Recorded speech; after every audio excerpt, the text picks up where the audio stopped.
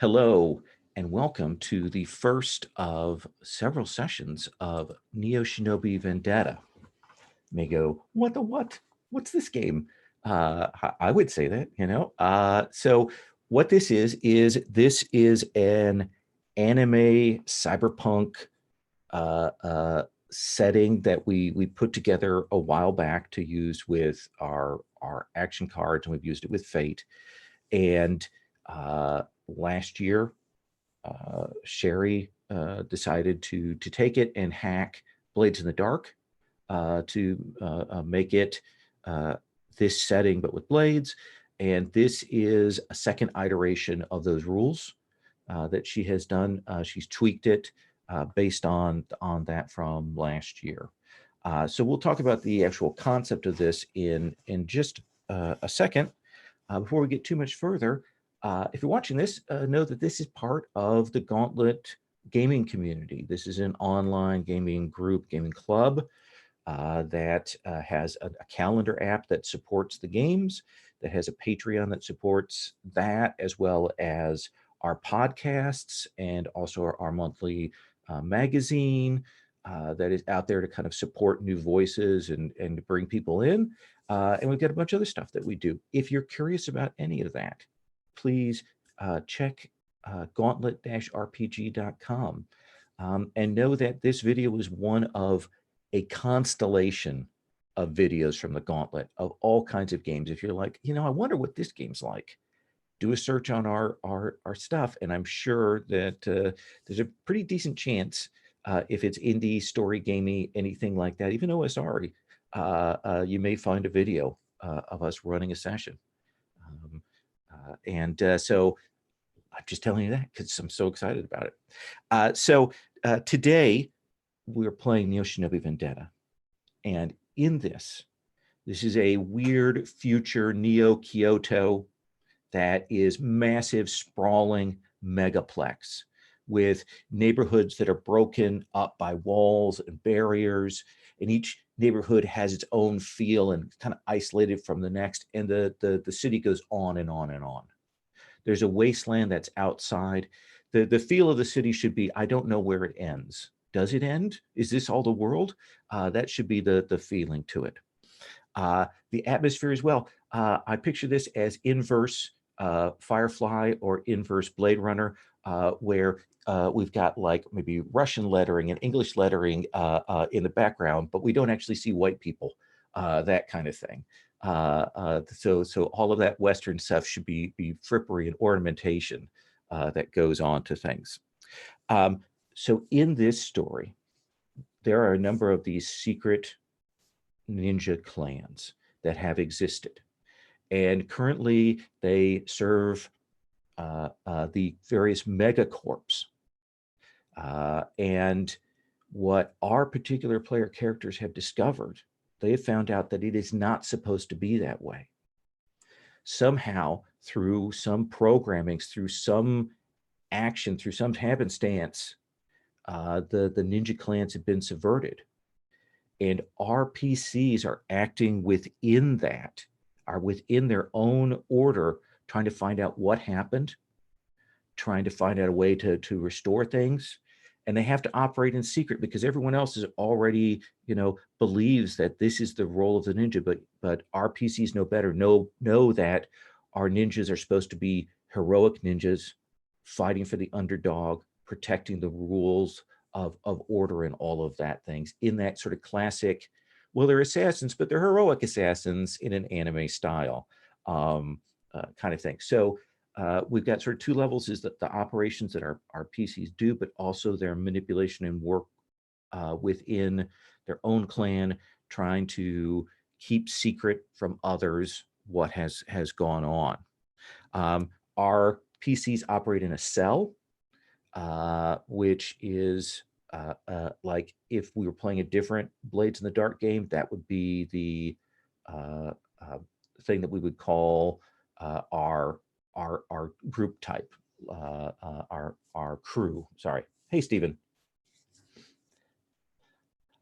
So that's the thing. The cell is the group that the four of you will be within, within the clan, you all know each other. There's a cell person who is outside of you who kind of gives you your orders, gives you your missions, and tells you what you're doing to try and discover things and keep your heads down within the clan. Stephen, let me make sure that we've got.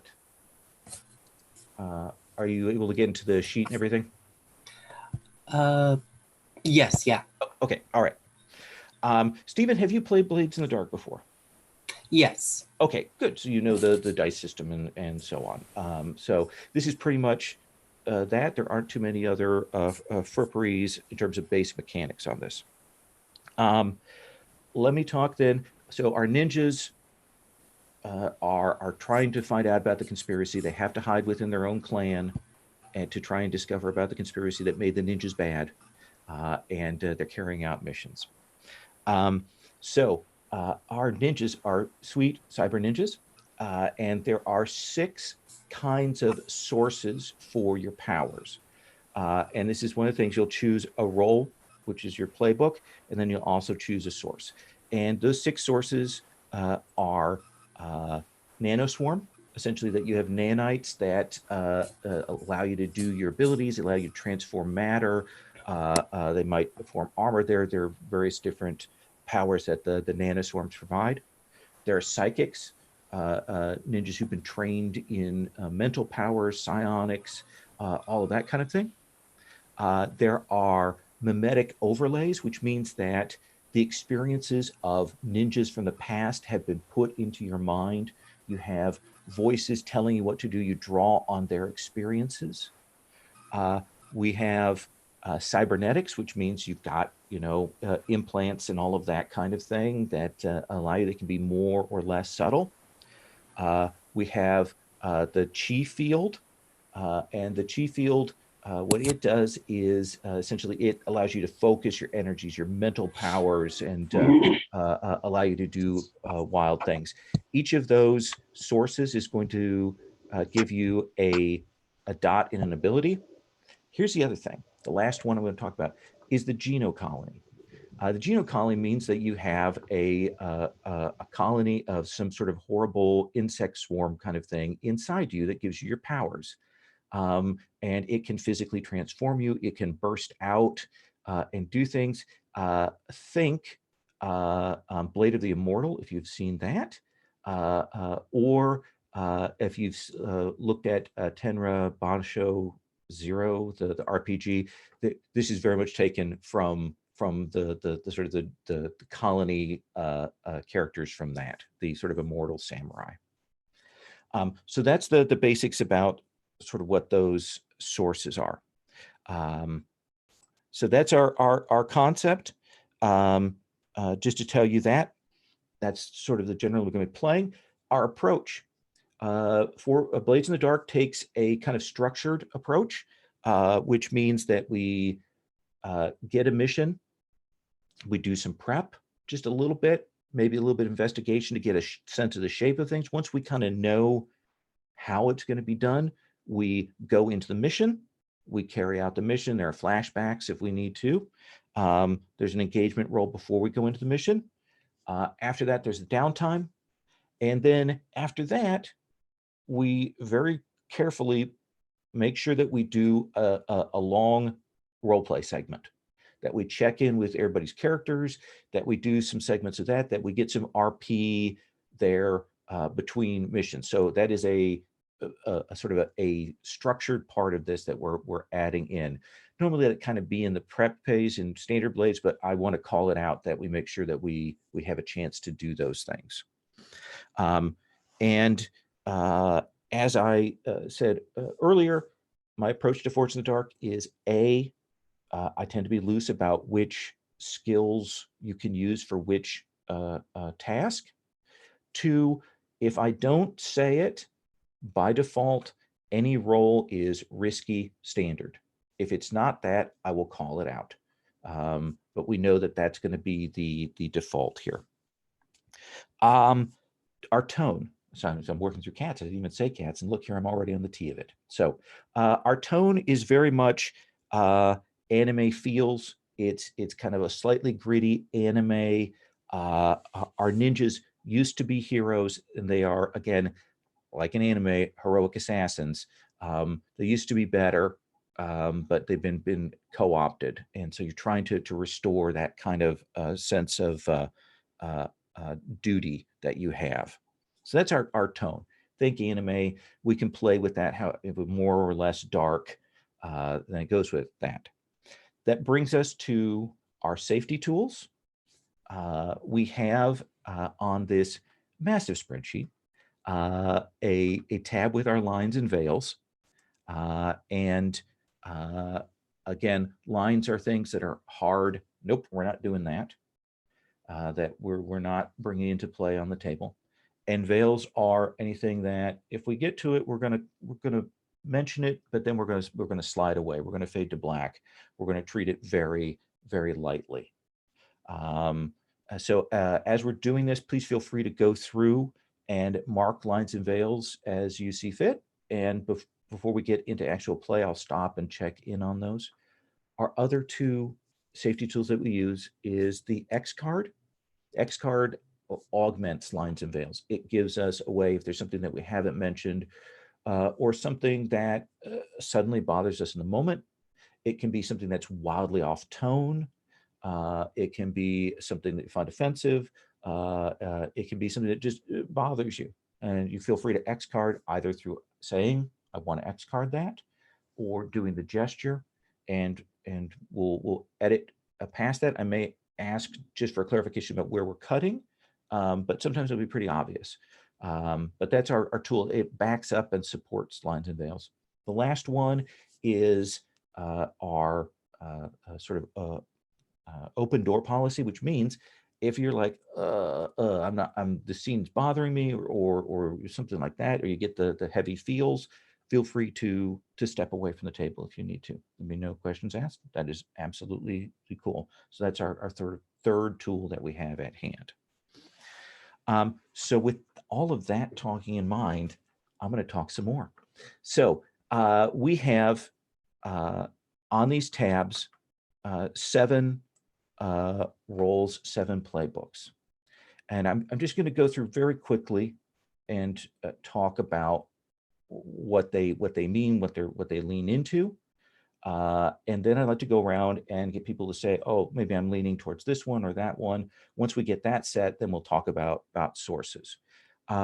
So our crow is our character who is a little bit on the sneaky thing. They're calculating. They're good at planning things onto scenes, doing that. It's our devious character.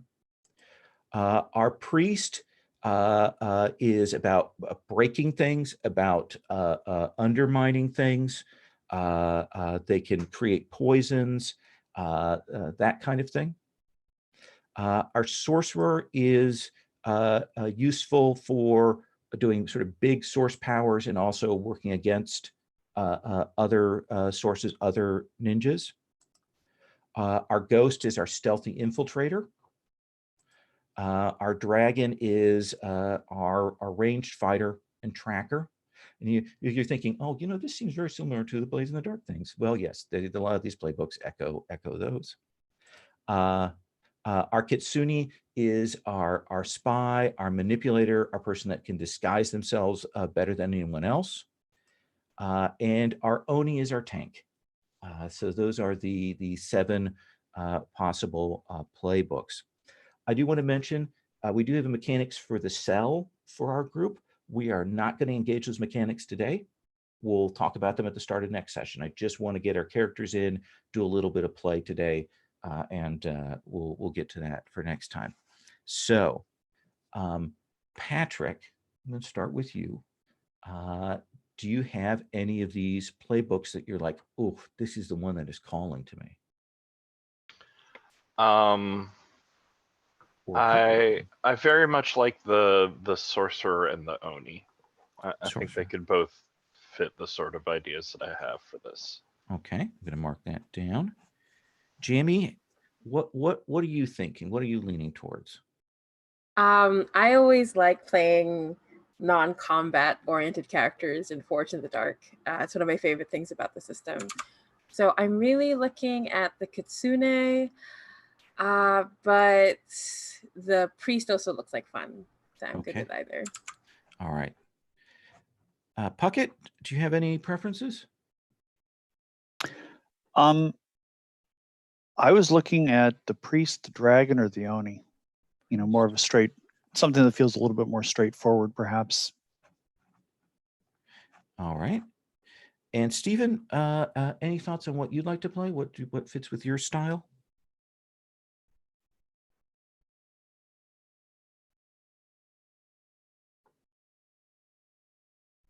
You are muted. I'm just looking through them now. Sure. I'm just give me a second. I can Absolutely. run with whatever other people don't take always. So Okay. So then let me swing back to Patrick, and we'll kind of narrow that range down for you. Is that okay? Yeah. Okay. Patrick, Oni or Sorcerer? We've heard what other people want. I'll go Sorcerer. Okay. Jamie, then I heard you say Kitsune first. Is that what you want to go with? Okay. Which brings us to you, Puckett. You've got 3 that are available. Which one are you really leaning towards? We've got the Sorcerer that's kind of got some wild stuff. We've got the more subtle Kitsune. What are you thinking about? I'm thinking we need to either absorb or do some damage. And so between, it sounds like Oni is basically the damage sponge and Dragon is the damage dealer. Is that a good summation of the two? I think that's what they lean into. I think everybody can do it, but I think that they have the edge in those things. Okay. I'll just go Oni then. Okay. All right. Stephen, we've narrowed it down to 4 choices. Okay, cool.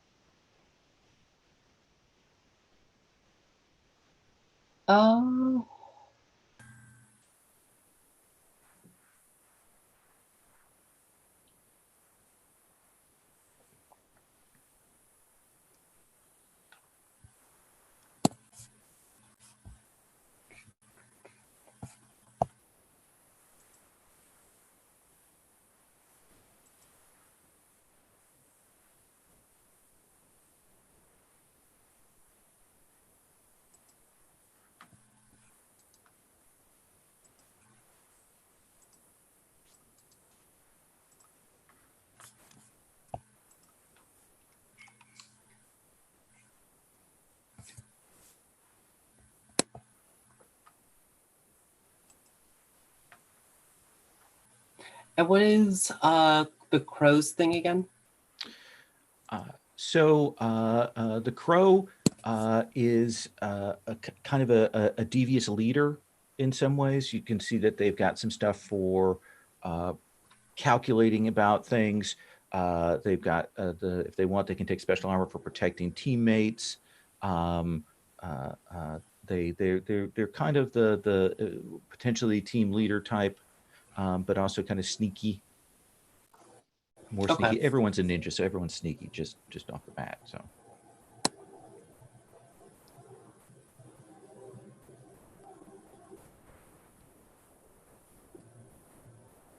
Well, let me let you choose through that. I'm Yeah, sure. I'll go with Crow. Sure. Okay. All right. Then I'm going to hide some tabs. Thank goodness. Hide that. Hide that. Hide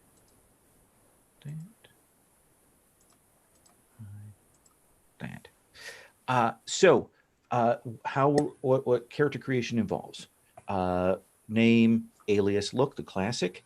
There is a a drop down for heritage, sort of where you come from within the city or outside of it. You'll also have a cover identity.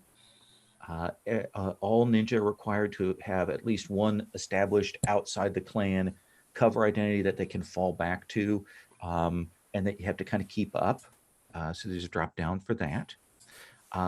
You will choose your source and roll, and I want to go through and make sure everybody, we're going to talk about sources here in just a second.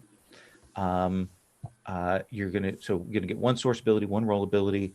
You're gonna get 7 dots in addition to the one you get from your source, and you're gonna choose a rival and a friend from down at the bottom of the little thing there. Actually, it looks like Sherry's actually put a little character creation list down there towards the bottom. I don't even need to be saying this. So next to the items thing, so it's all there. Patrick, as a sorcerer, I think I know the answer, but do you have a particular source you would like to do? I'm actually going to go Nano Swarm. Nanoswarm, not Geno Colony. I know, right? Okay, just checking. Okay. Jamie, do you have a sense of what you'd like to do? It is possible to double up, but it's so good. Everything is so good. I'm having a hard time picking. I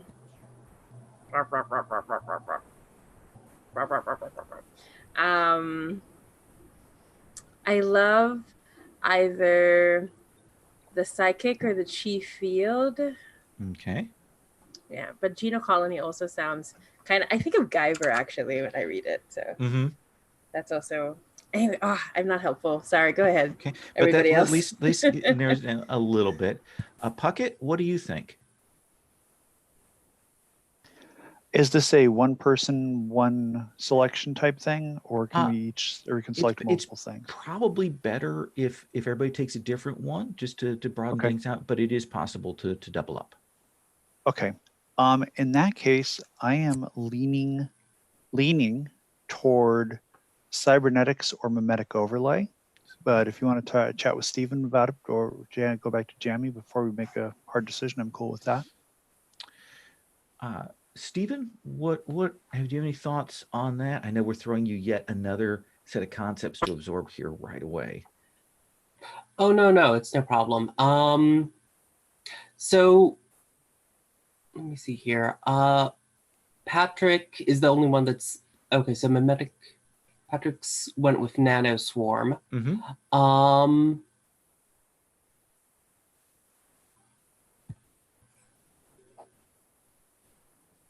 And I'm thinking either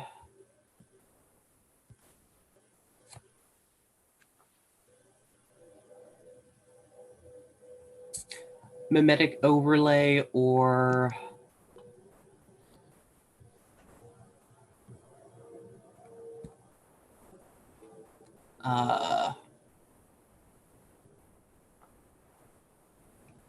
yeah, I think mimetic overlays. Okay. I'm misunderstanding. Then let's have you do that. I do want to mention another thing that I typically do with character creation and things like this, especially with games that have a lot of pieces.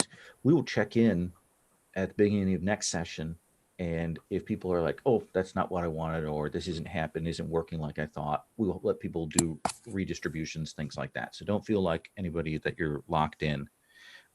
So Jamie, we come back to you, and no one has narrowed your list down, so you have to. Yes. I'm gonna go with psychic. Okay. I'm just gonna go with my gut. All right. Which brings us back to you, Puckett. Cybernetics. Okay, there we go. So you'll do the drop down that will set what your source abilities are. It'll also give you a dot in a particular ability. You can go ahead and put that in there. And you'll choose one source ability and one roll ability. And then you have 7 more dots to spend. And I forget, is there maximum you can raise them to at character creation? At character creation at start, I believe that 2 is the maximum. Okay, cool. I'm so bad with numbers. We have how many dots? 7 to distribute. 7. You're going to end up with a total of 9 dots on your sheet. You're going to get 7 to freely distribute. Okay, I'm just gonna type it because numbers. 7 I and don't 9. forget. Ooh, interesting. Oh, I just saw that. Okay, sorry. No, focus. I just caught up with the other episode, and I love her so much. It's so good. I thought she was going to stick around for longer. I was sad when I she know. just left. I know. Same. Sorry, this I'm is gonna not that. focus. Focus. I felt exactly the same. So I'm going to be quiet for a while and let you make your picks, and I'll check back with you in a little bit. If you have any questions about what abilities mean or things like that, hit me up. There are little notes on each of the abilities about kind of generally what they do.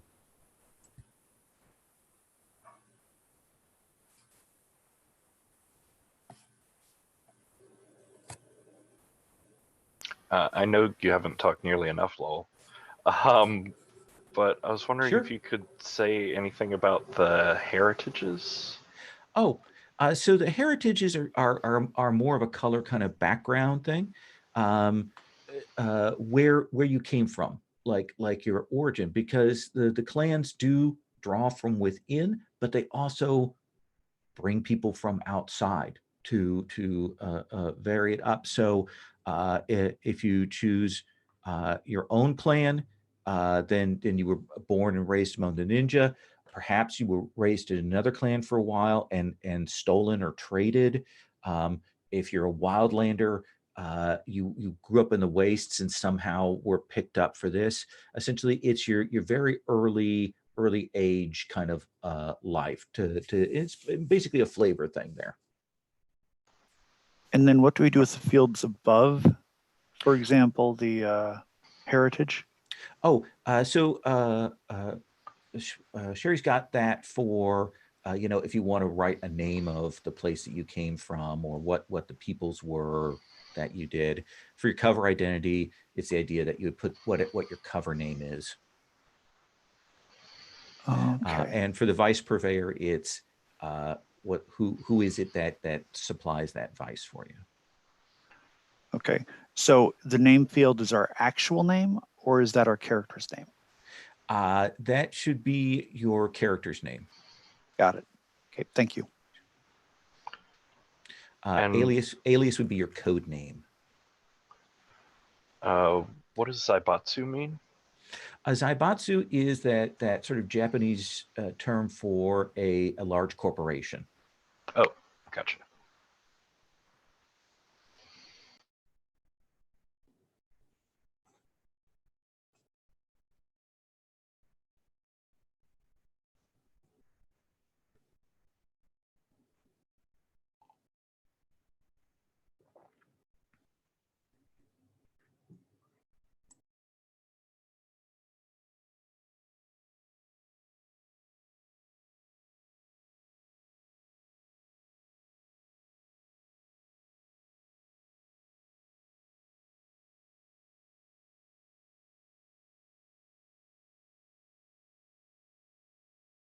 Is this typical Forge in the Dark where the first option is usually the best? Well, not the best one, but the straightforward option. Oops, sorry, you made. I don't think so. I don't think it's tweaked quite that well yet. Okay, got it.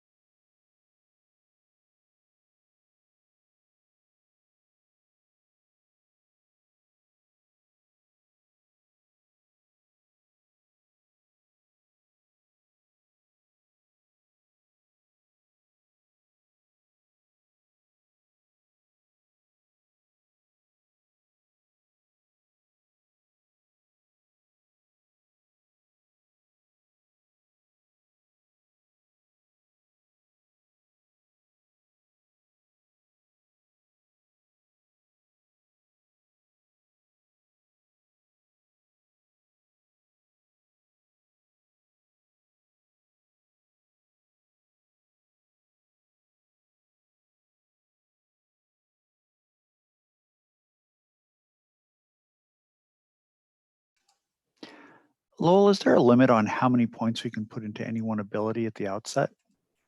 Yeah, 2 is the limit at the start. So we get the red box and one next to it? Conceivably, yeah. Thank you.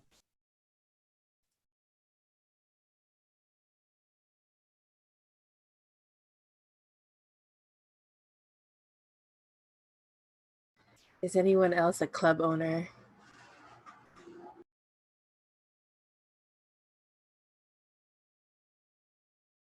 Not as of yet. We could own the club together, Stephen. So if you want to also be a club owner, or we could be rival club owners.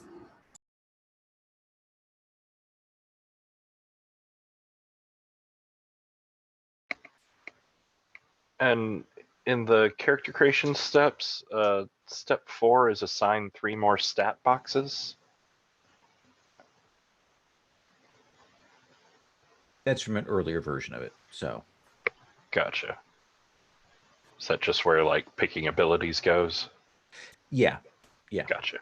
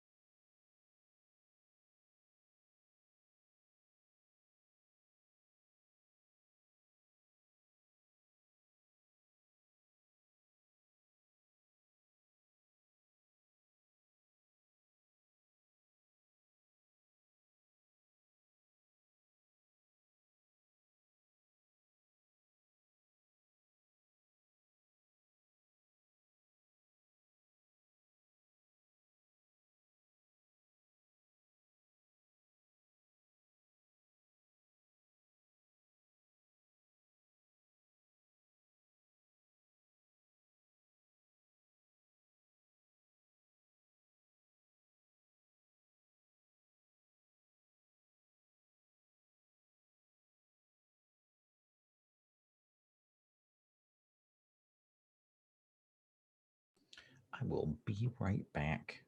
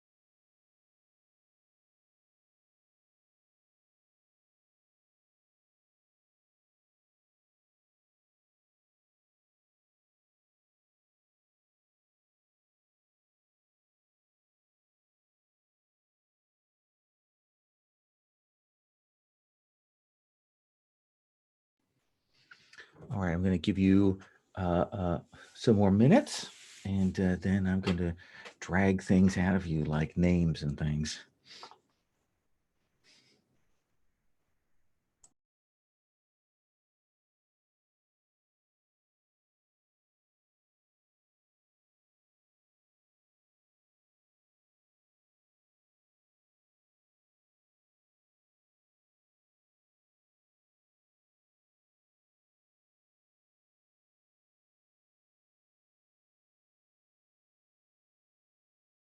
Do you want us to choose the friends now or later?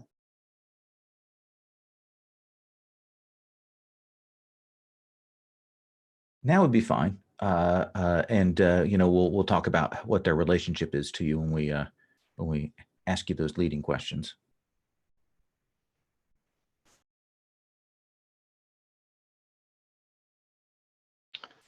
Lowell, the page of example names, what naming convention are they written under? Like first name, last name?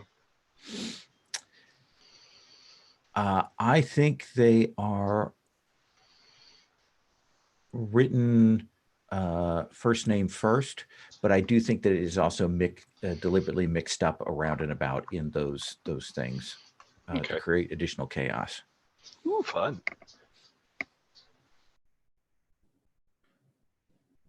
Then what's the difference with the friends list under the red box? Is that for rivals? Yeah, click the white box for your friend and the red box for your rival. Okay.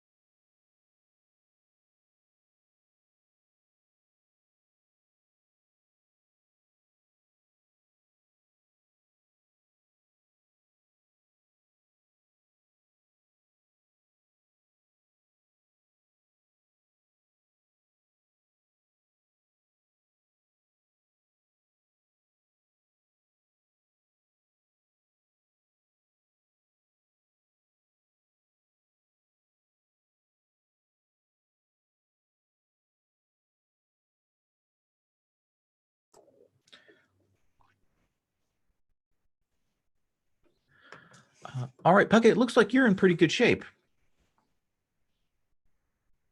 Would you say that that is true? I would say that I have a pretty clear idea of who my character is. Whether I'm Okay. in good shape is a different question. We'll find out. So tell us about your character. I'll be playing Taiji Nakazawa, whose alias is Fuji. He is a tall, physically imposing warrior whose cover identity is a bodyguard. His cover identity name is Yasunari Kawabata. He is a guard for Shinji Kamigawa. And his heritage is a Buddhist Templar. He was a Yakushiji Temple Guardian, or was trained as such as a child. His vice is weird, and it is a unusual pachinko balls from the 20th and 21st centuries, as well as unusual pachinko machine parts. And as far as who the actual dealer for such things is, I have to figure that out. Okay. Do you imagine that these things are fairly rare, or is there some other reason why they kind of form a vice, are harder or more dangerous to get together? What's your imagining on that? That these are exceedingly rare components or balls or parts, the sort of thing. It's one of those hobbies that it's easy to keep because it's small and easily portable, Mm-hmm. but these components may be from a machine of which there are 5 remaining copies in existence. So you're chosen cybernetics. So tell us about the source ability that you chose amongst those. I think the thing that I'm going to wind up doing here is taking cybernetic legs to get the additional 3 harm. Okay. So yeah, you've got a second level 3 harm level then. So that is useful for that. What do you think that looks like? Honestly, I think what winds up happening is that in certain trauma situations, the legs just operate on autopilot, and there's this unusual sort of carbon fiber scaffolding that unfolds from them and actually forms a shield in front of him so that he can punch around it, Okay. but it absorbs direct body shots. And well, if anybody were to try to shoot him in the head or something like that, they'd provide a modicum of coverage there as well, but it would be transparent so that you could see through it. And with all of this in mind, who you bodyguard, you chose that as your cover identity. What kind of person is it that you're bodyguarding for? Shinji Kamigawa. Mm-hmm.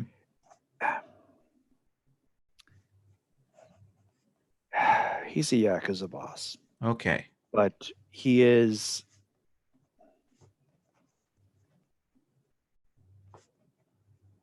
basically the grandfather of the neighborhood. Okay. Everyone knows him.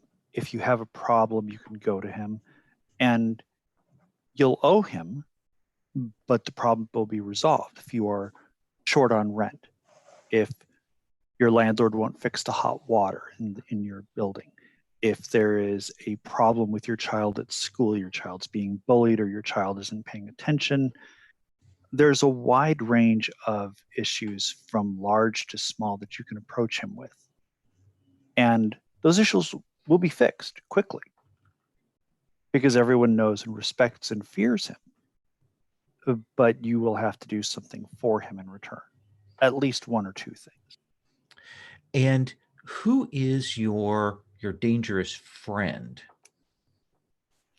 My dangerous friend, well, this is the kind of person that an Oni needs, Kazashi Daruma, weapon maker.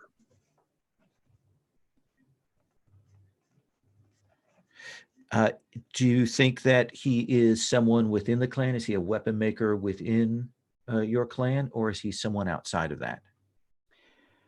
I think he's someone outside of it, and I believe the weapons that he makes are more esoteric. They can range from improvised to carefully planned and intricately designed weaponry that rivals anything from the 14th, 15th centuries. But he specializes in things that are truly unusual and unique. So it may be a sword that looks like no kind of sword anyone has ever seen. It may be made from improvised materials. It may be made from metamaterials that he's cobbled together from scraps and whatnot. But it'll be interesting. Awesome. Now let me ask you about your rival. Who are they and how did that come about? Oh, Groge Watanabe? Total scumbag. This is someone who feels that ascending the corporate ladder is the only goal worth having. And trying to reach the very tip of the Zaibatsu is, well, that's his ultimate goal. But in the meantime, he doesn't care who he steps on. And at one point, he tried to seize the land that the temple that I was guardian for was under, because he wanted to do a factory expansion there and felt that preserving the past was less important than the bottom line for his company and trying to make his bosses notice him. It got a little ugly. He survived. One would imagine it would. Yeah. He survived. There were a few of his associates who didn't, and a few of my associates who didn't. He started it, and I still intend to finish it. Excellent. All right, that gives us a pretty decent sense of who your character is. So I'm going to move on from there. Okay. Sure. All right. Patrick, if we come to you, are you in a decent position? I have some answers. All right. Well, let me ask you the initial one that I always put to you, which is, what is your character's name? Names and stuff. I have a name. I have 2 names. Can't even stop me. Okay. My sorcerer, his real name is Sevder Aratani. But they're sort of like his shinobi name is Snow Lotus. All right.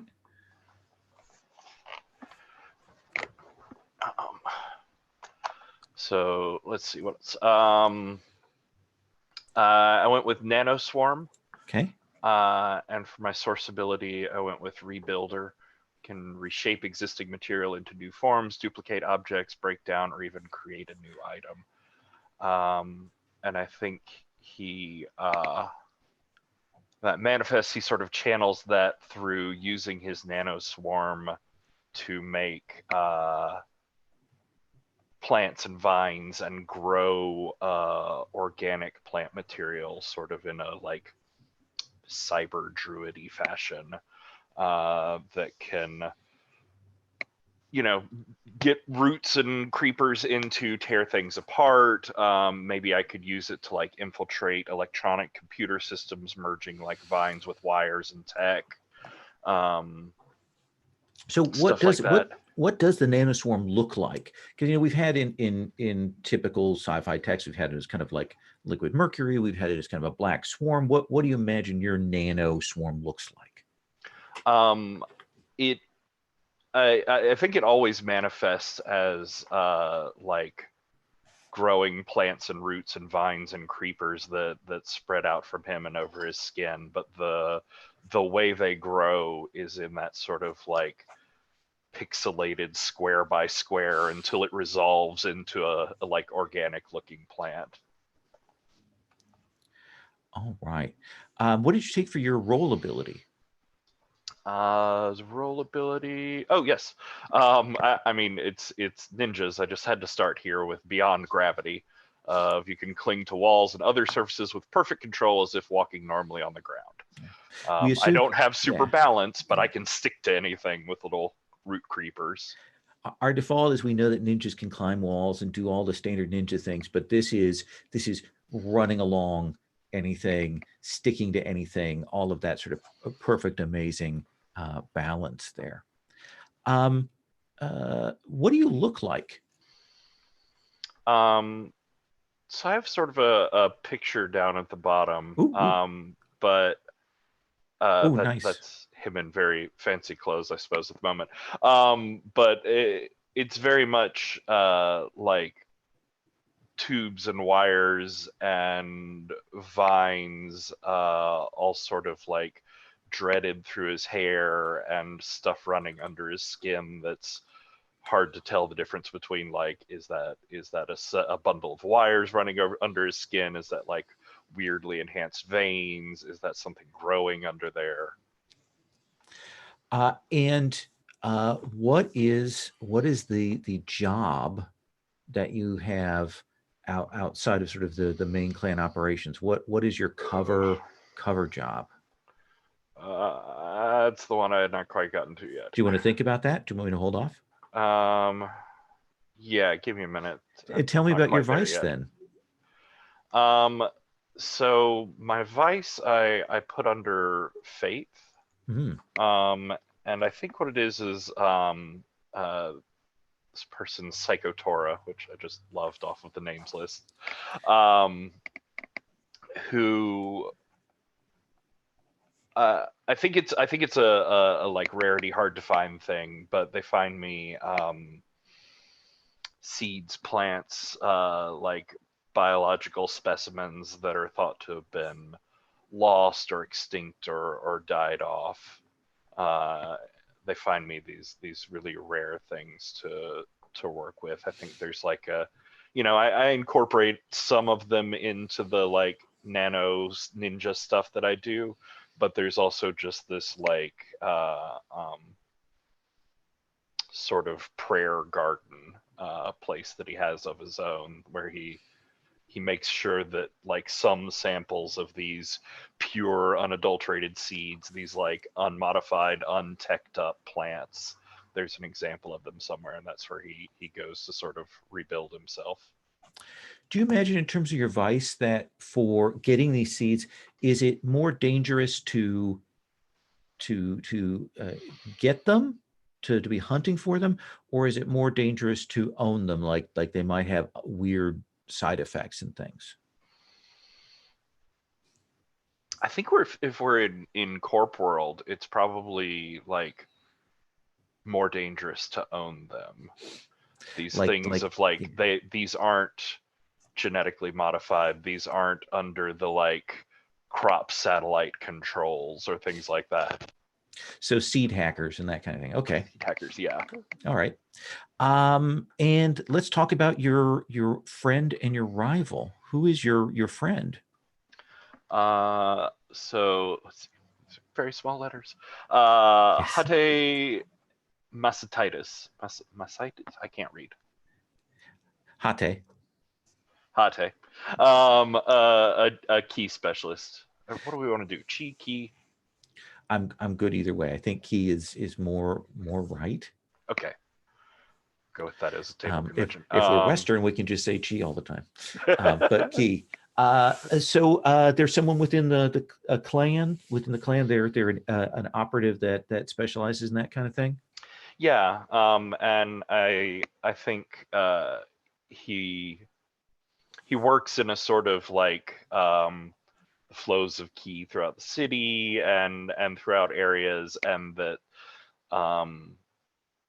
some of these plants that I find, some of these like unmodified plants, they open up new key flows through the city. They help him shape and revitalize parts of it that like these teched up and sort of genetically perfect plants just don't tap into that same key source.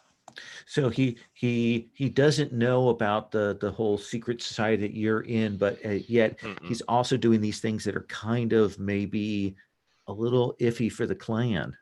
Mm-hmm. Okay. And who is your rival, the person you dislike? Mitsuhide Asharya, Okay. a Jonin, who I think works for one of the other forces or gangs or heavies in the area, but it's he works for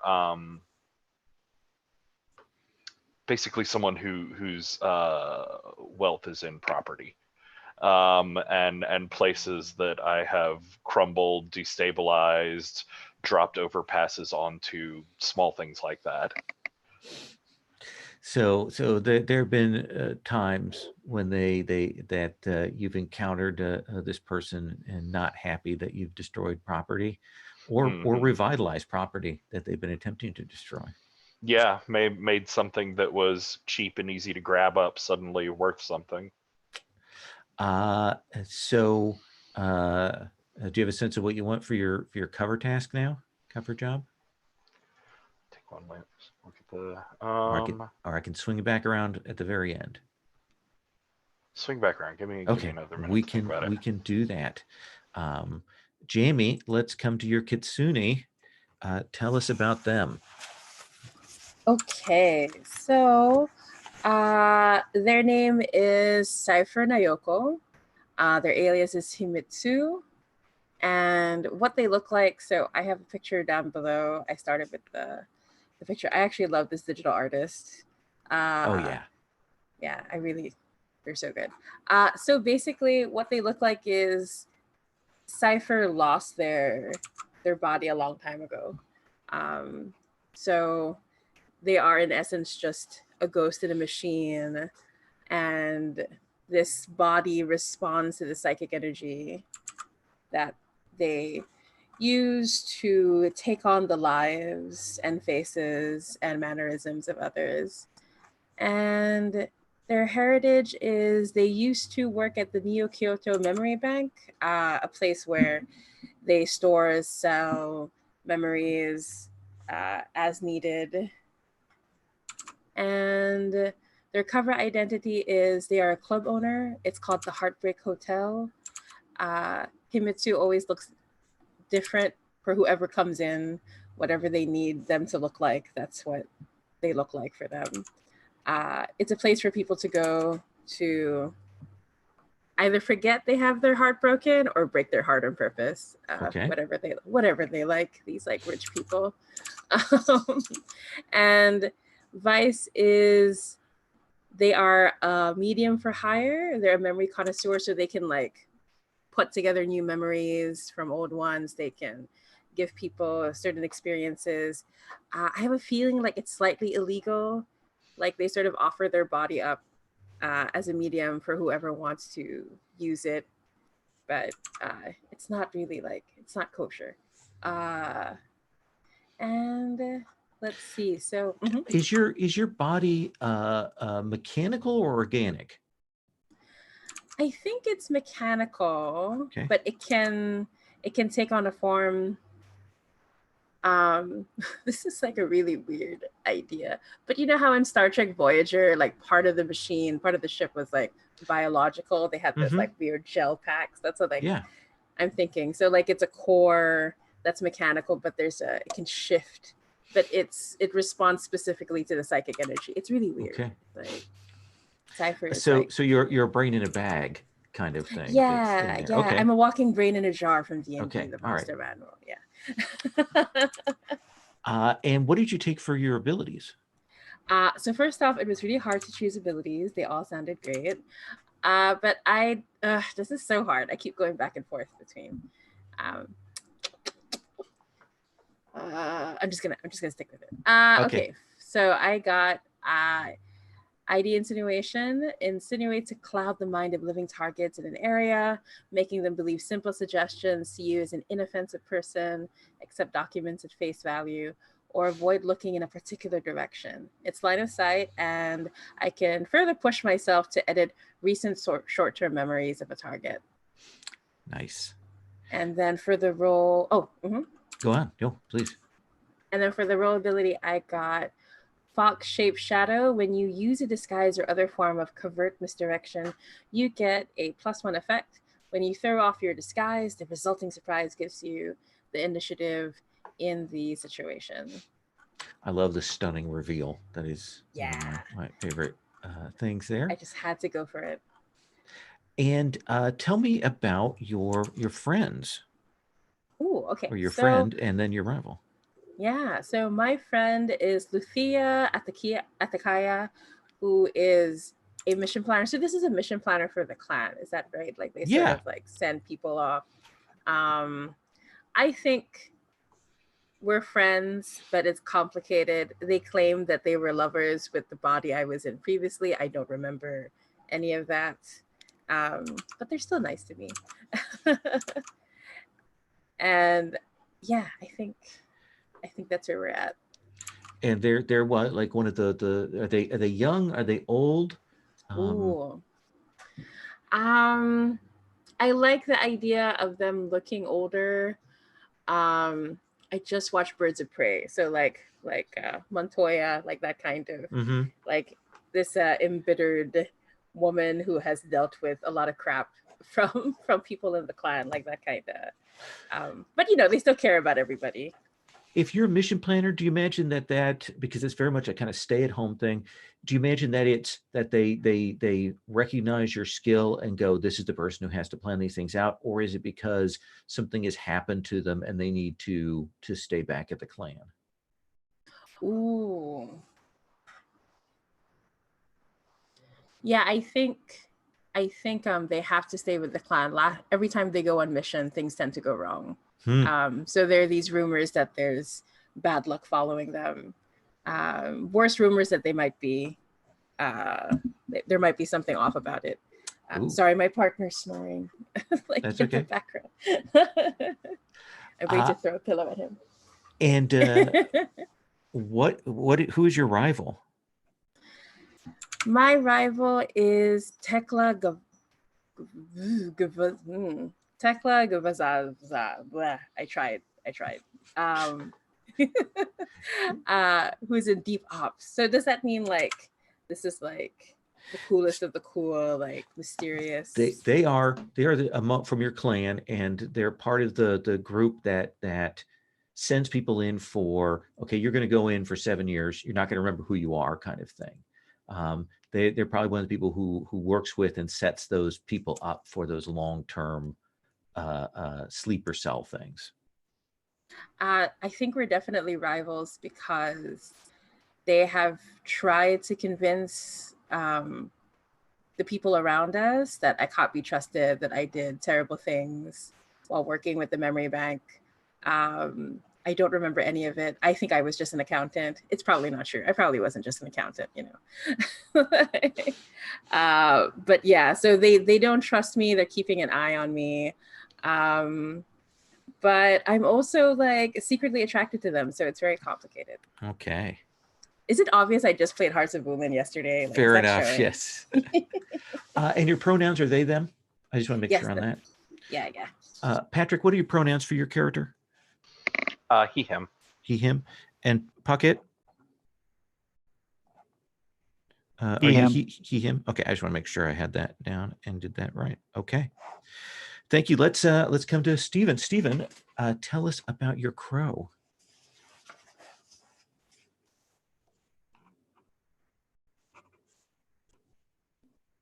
Yeah, I'm still coming with an alias, but I'm Sure. playing Hinata Kumagai, they, them, who is tall and androgynously beautiful, long dark hair tied back into a bun. My heritage is this clan, and I wrote down cultivated as soil. Because So do you think are there like family lines that are respected, or is it genetic manipulation? How do you imagine that within the clan?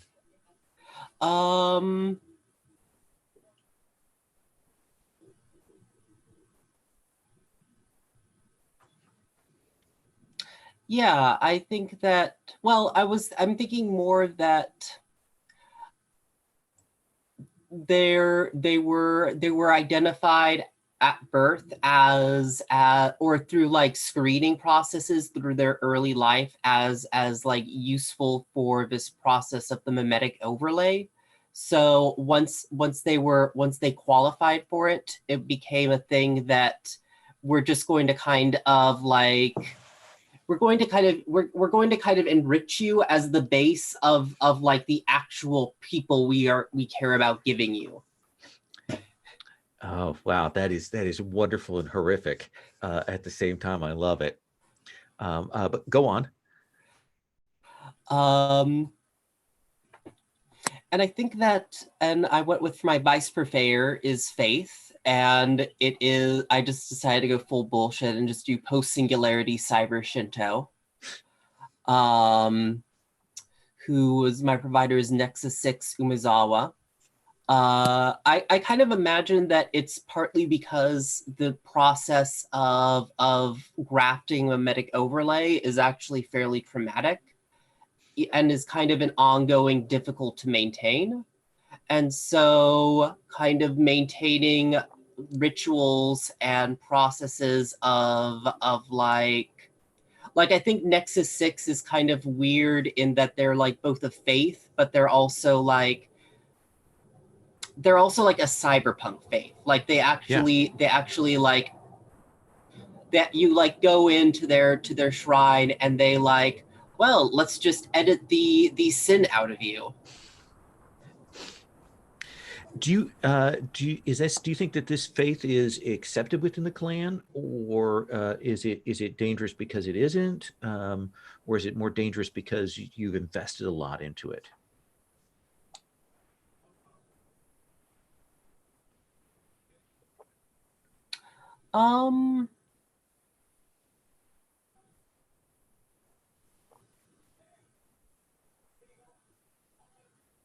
I think the latter. Okay. So it's strong and important for your sense of who you are. Yeah. So we did medic overlay. How do you imagine that is? Do you hear voices? Do you take on other people? When we're going to see that on screen or feel that, what do you think we're going to be seeing or feeling?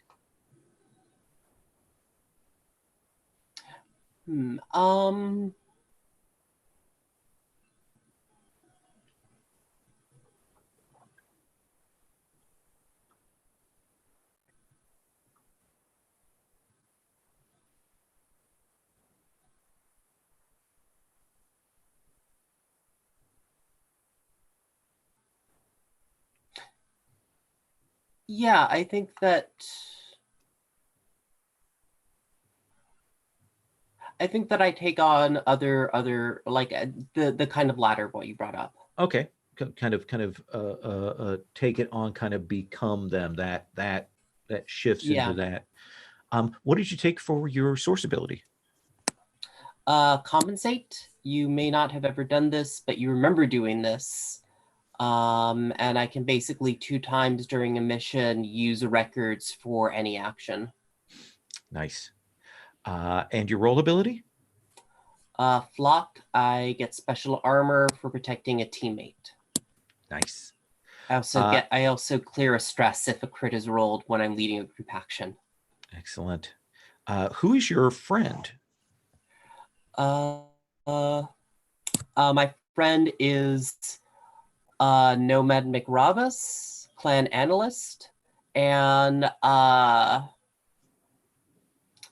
the reason is basically that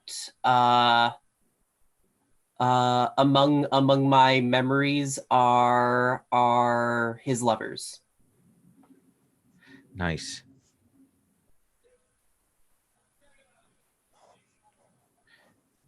And do they know that? Yeah, it's not a particularly healthy friendship. Okay. It's more of it, like, it's because I kind of imagine that like memories and skills carry over very easily, but emotional attachments don't. So I have the memories of him, and he likes to spend time with me because of that. But like, I don't have any emotional connection to him that this other past person did. Awesome. And then your rival? Verushka Vargas, Lorekeeper. Now, just to check that, because you brought this up with other people, are enemies always within the clan, or can they be from without as well? They could be. I mean, they could be a city lore keeper if you wanted, Okay. rather than a clan lore keeper. Because I was kind of just going something weirder, that I kind of imagine when Lorekeeper here that I kind of imagine that they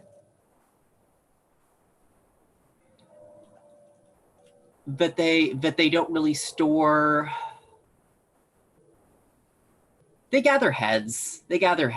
Okay. Like they're a kind of enemy. They're a kind of enemy also of the clan, in that like they have perhaps 1 or 2 past individuals with mimetic training, but they view me as a pretty like valuable commodity if they can get a hold of me. I love the idea of a clan of headhunter librarians. That is excellent. That seems perfect. We are going to take a 10-minute break here, and when we come back, then we're going to kind of roll into a mission. We're going to try and do a quick mission here today. Sound good? Okay. So let's take 10.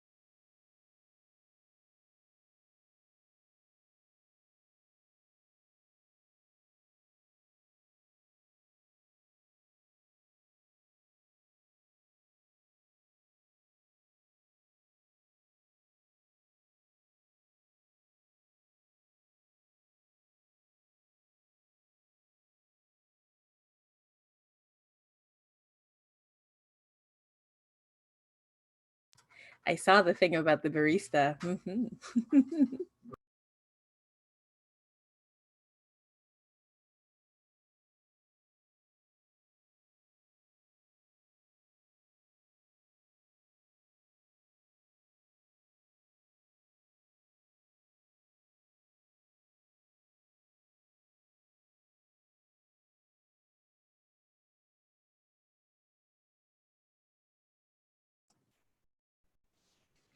Puckett, are you back?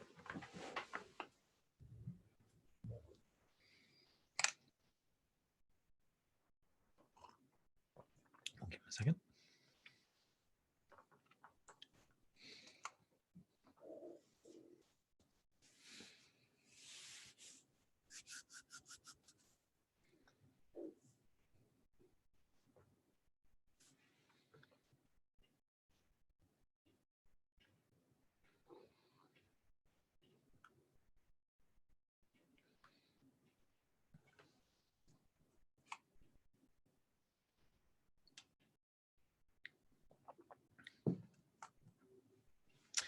And Stephen, you should end up with a total of, you can start with 1 box from your roll, you'll get 1 box from your source abilities, and you actually get 7 more. So it's a little more. Oh, okay. Yeah. It said I it know it only said says 3 on the 3. sheet. I Okay. know.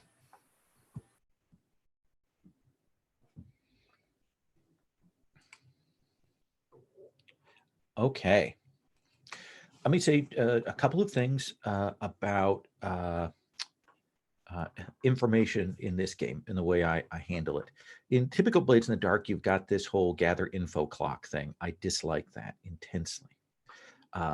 So what I tend to do is I tend to follow a more classic sort of PBTA style. Can ask questions, get answers because you have access to things. If they seems like the answers require some work or some activity or might be dangerous, then we go to a roll and we ask open-ended questions, based on the level of success there. That's one thing. The other thing we always assume is that if you're looking into things, investigating, finding things out, we always assume that the other piece, you tell the other PCs that everybody knows everything, unless you say, I'm not telling everybody this. So that is the exception rather than the rule. It just makes investigating things a little bit easier. So what I'm gonna do now is I'm going to have your cell leader come in, set up a pretty basic mission. I'll give you a chance to kind of go around, ask questions, that kind of thing, and we'll kind of roll into the engagement roll fast on this. And Lowell, Yes. just to throw in there because I was slow, my last bit for my cover identity is handyman. Handyman. I put down like techno-organic improviser. And I think it's not like a handyman for a particular building or anything, but sort of for the poorer parts of the area. I think in this like corporate technological future, everything is made to like break and be replaced. And so the people that can't afford to just replace everything as soon as it's no good or as soon as there's a new one, I work for them. I find like workarounds to make things keep working, and I do a lot of it by like growing patches and seals and stuff on things. And I could totally see myself working for Himitsu off and on if they don't want to pay the absolute premium for fixing their bar up. I imagine that there's probably a system where there's sort of a constant assessment coming from the Mikado or the shogunate to check and see how broke down a neighborhood is, and if they pass a certain threshold, then they just raise it, move people to a different block, kind of thing. Department of Warranty Enforcement. Exactly, and so you keep neighborhoods from being trashed and recycled. All right. So again, within your clan, you know each other. You know maybe a couple of other people who are aware of the fact that your clan has been subverted. And your cell leader is a person named Kozama Rust. And the messages are sent in various places, and you will meet in a secure location in the clan holding, which I imagine is an underground facility spread in different places, maybe reaching up into different buildings. And Kazama calls you in, and when you come to a meet like this, Snow Lotus, what is your attitude? When, I mean, do you have a swagger? Do you have a calmness? What do we see on screen? I think it's very much a calmness, a sort of like contained and restrained movements, very still face. And Himitsu, what about you? What were you doing before you got called in for this? I was working overtime at the Heartbreak Hotel. Someone came in and wouldn't stop talking about their ex, so it took me a little while to get here. And Fuji, do you spend more time here in the clan holding or more time out in the more public world? I try to spend as little time here as possible. Okay. I don't want to draw undue attention to this place. And what were you doing before you got called in?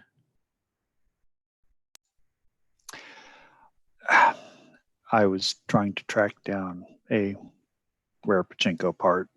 It's like this little sliding kind of spinny thing, but it was from the 1984 Olympics. Mm-hmm. They did a couple of models of that, and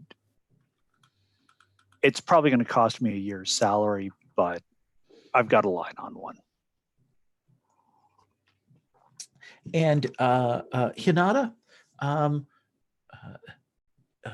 you describe yourself as tall and regal. Do you imagine that you stand out among the ninja in the clan, or is everybody sort of bio-shaped to be that striking, or are you an exception?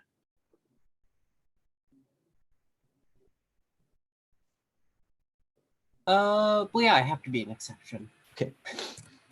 So I imagine that we see you kind of parting the waves as you come through the clan holding. Yeah. There. As a barista, what kind of barista are you? I mean, is it like a low dive coffee shop, or is it a high end kind of thing, or what do you imagine? I think I mentioned in the chat that yeah, just to appease her, I'm just working at Jammy's bar. Okay. Both in character and out of character.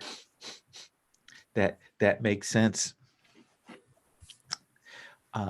You are called in by Kazama Rust, and he says, "Thank you for coming in on such short notice.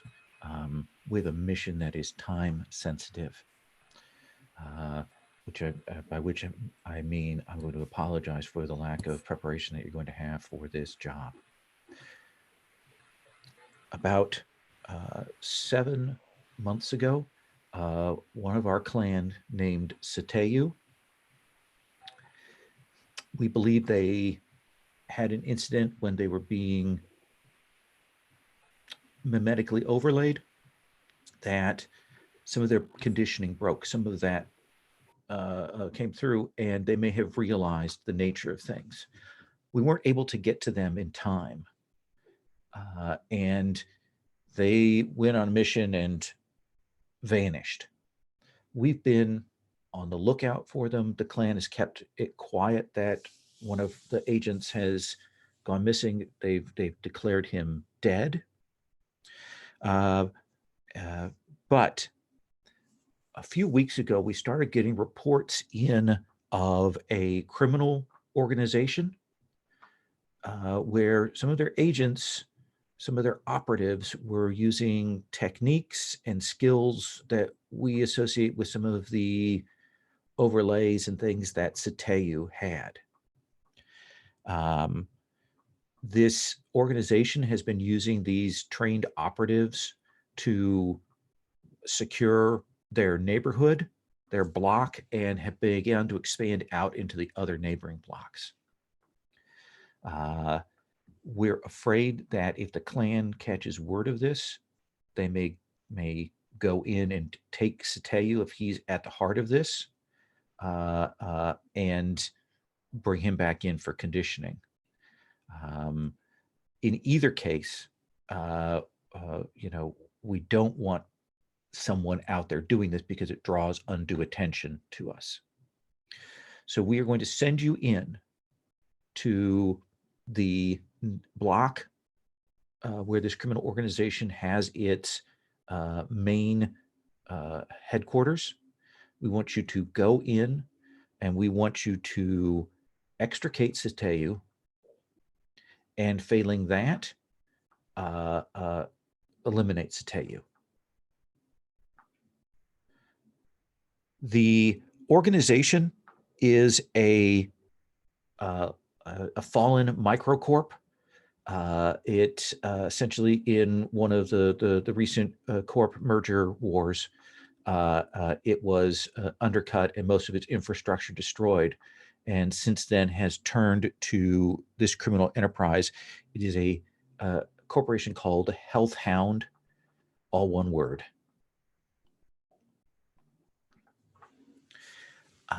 We estimate, based on our predictive calculations, that we have maybe 12 hours before this information filters down to the clan and starts to bring flags up for them. So we've arranged transport. You have a few hours of prep to look into things, and we need to get you on site as quickly as possible. Any questions? As a sort of meta question, to be Yeah. clear here, Kozama, he knows of / is part of Yes. our secret underground ninja-ness? He is one of the aware, and he's the one who is clearly with some other people who are aware and investigates and makes plans and sends you out on these jobs. Ninja-ness. And Sateu as well, when he referred to our clan, does that mean Yes, it's part of your clan. he was awakened? He was awakened, but we didn't have a chance to pull him in and reveal this or bring him into our organization before he fled. Okay. Thank you. I was just wanting to Sure. straighten all that out. And just to clarify, just because of the kind of complicated nature of the I guess our kind of presumed goals of our characters based on the setup of the cell. So this character is presumably, we do not know if they are corrupted or not, correct? Yeah, you don't know what Sateu's status is. You assume that he has come to the same realization that you have, but he may have been just some kind of breakdown in their overlaying.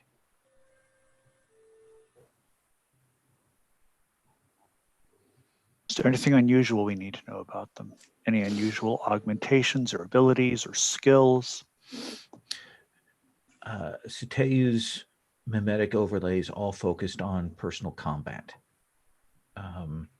He was one that was sent in to deal with things when things got hot and when force was a better option than stealth. Yeah, I'm sorry. I guess I didn't phrase it well. Sure, absolutely. I guess my question was more that, like, given the setup, the presumption that we don't necessarily want to follow through on the kind of mission goals that we are given the fact that we know that our organization is corrupt. No, this is exactly the opposite. The missions that you are given are from the people who, like you, realize the corruption. Okay. And these are secret from the clan. Yeah, no, that's a really good question. That's really excellent. So yeah, this is definitely the goals coincide with your own goals. And you said, Kozama, that we have time before the clans realize, but who Who else would be close to Sateu? Who else might figure this out? Who do we need to be on the lookout for? I'm hoping that we can get this done before there's any operatives from the clan. If there are analysts who look into these things, but I imagine if we do this quickly enough, no one will be on site. If you, given that this isn't on the radar, I think it should be possible for you to ask questions about Sateu on the quiet around in the clan, or investigate the location on the quiet as well, using the clan resources. All right. Was Sateu wired for assassination or just combat, or what sort of lethality was were Sateu's overlays? Primarily hand-to-hand combat, close in, that kind of thing. So abduction, extraction, subduction, like just subduing people? No, murdering. Pure, it's essentially a machine for getting in, weaponless, and taking out targets with just physical force. Fun. Yes, it's what makes the potential of these operatives that seem to have his skill set, what makes them particularly dangerous. All right. So with that in mind, what I'd like to do and what I typically do is I kind of do a go around, a once around with each person about, okay, what they want to look into or things like that, maybe to get a sense of the shape of things or what they're setting up before we kind of move to an engagement role. So Snow Lotus, you've got some basic info. We've been given some pieces here. What do you want to do here as setup or asking questions, things like that? And reminding me again, how did he say Helltown was involved in this? They are the corporation that turned into this criminal organization and is the one that is running the show. Gotcha.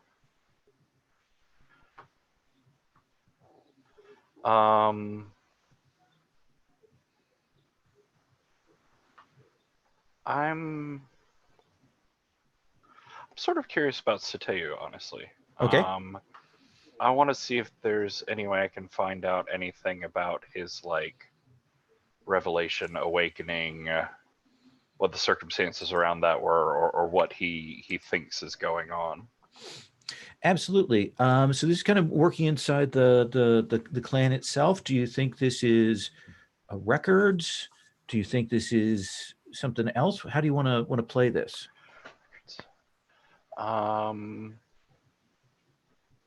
Yeah, that does sound very much like records. Okay. So of course we talk about the mechanics of this. You can push yourself if you want an extra die. Or I can offer you a devil's bargain. I've only got one to start with, so probably want to push myself. Okay. You've got Was plenty that of stress. 2 stress when you do it for yourself? Yep. What would a devil's bargain be? Well, a devil's bargain would be that if this goes wrong, and this then your name will be linked when they go back to look and see about Sateu because you were looking into him. Okay, I suppose that's a mechanical question to back Sure. up into. Okay. Because I've been in several different games that use things called devil's bargains, and they approach them differently. Oh, okay. So my devil's bargain is if you want to die, then the thing that I have just said will happen regardless. But now it's a question of whether you do the job clean or not. Okay, cool. Thank you. So what do you want? Do you want to push yourself or do you want that bargain? I mean, I've got so much stress. Hey, How yeah, could you're I losing even fill money. that whole track up? Exactly. You're losing money not doing it. Right. I should probably just, nice, clean, safe, take that stress. So go ahead and roll with 2 dice. No, not you. Merely organic grackle. Oh, sadly Luddite grackle. I obviously need green dice. that didn't go anywhere. Try again. It's at the Nope. bottom. Oh, hey, they're way down there. Yeah. Sorry, that was odd. Okay, let me. It's because I've got the image in there. Yeah, you could go away. All right, one more time. 2 dice. Do it. They're down there. Holy. So that's 2 6s. So that's a critical on this. I think that you will realize that based on what you're seeing in records, that Sateyu's awakening doesn't look like it was a revelation about what was going on, but more that there was corruption in the files. Like they purged the files after that because it was bad. Apparently this happens from time to time when they download the overlay. It's not something that you realized. Is every once in a while they've got too much corruption in that, and they end up having to essentially bulk erase the ninja to start them over. But Sateyu managed to get out, and you're pretty sure that given his status, he probably couldn't have trained other people. So there's something else going on. Does that seem like fair info for crit? Yeah. Tell me tell me a personal fact you discover about Sateyu. I'll add that in as a piece of, like a cherry on top here.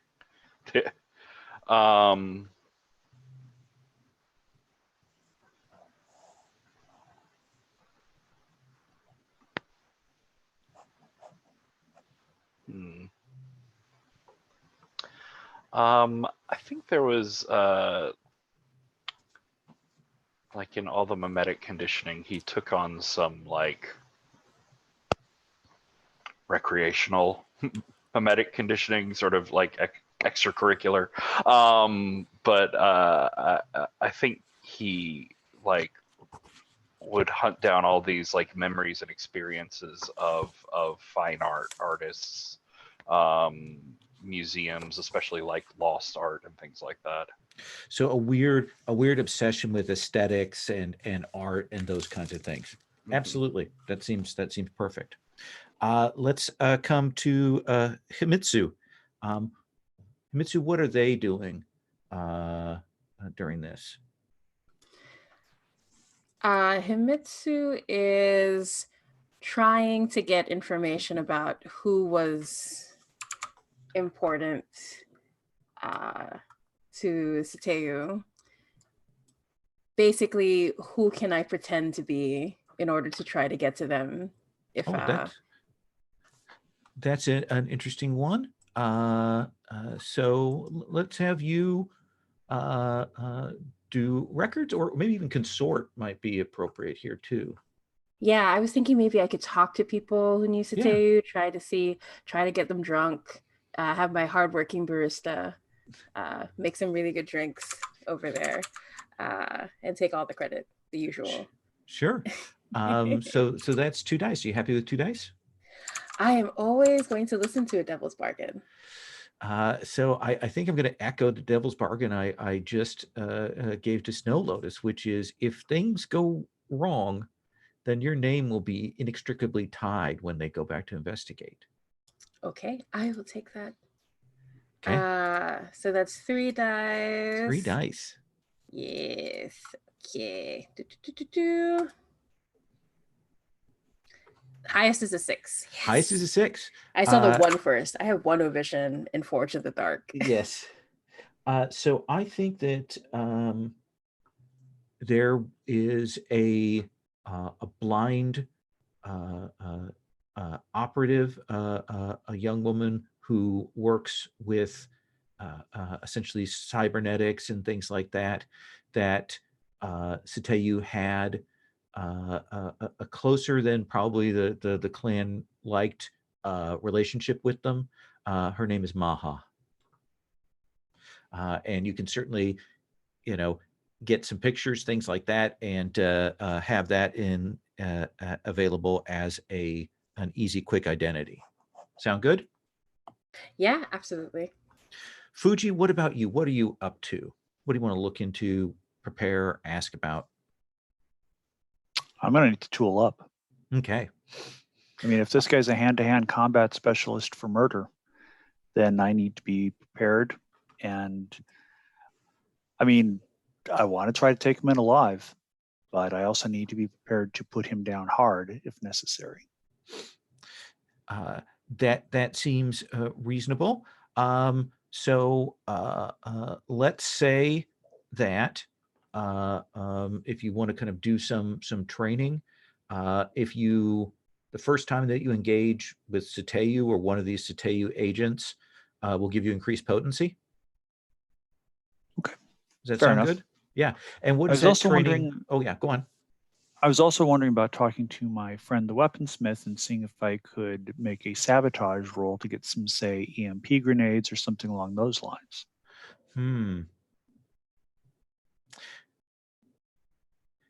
Yeah, that seems, except that the memetics are purely physical and not an electronics kind of thing. Does he have any cybernetic augmentations that I could shut down that way? Or is he just straight meat? As you checked, he's straight meat, so he can get through detectors and things like that. Gotcha. Yeah, training sounds good. Okay. Yeah. So when you engage with one of these agents or Satayu himself, we'll give you potency on that first conflict. Does that sound good? Fair by me. Okay. Let's come back to then codename Shiso.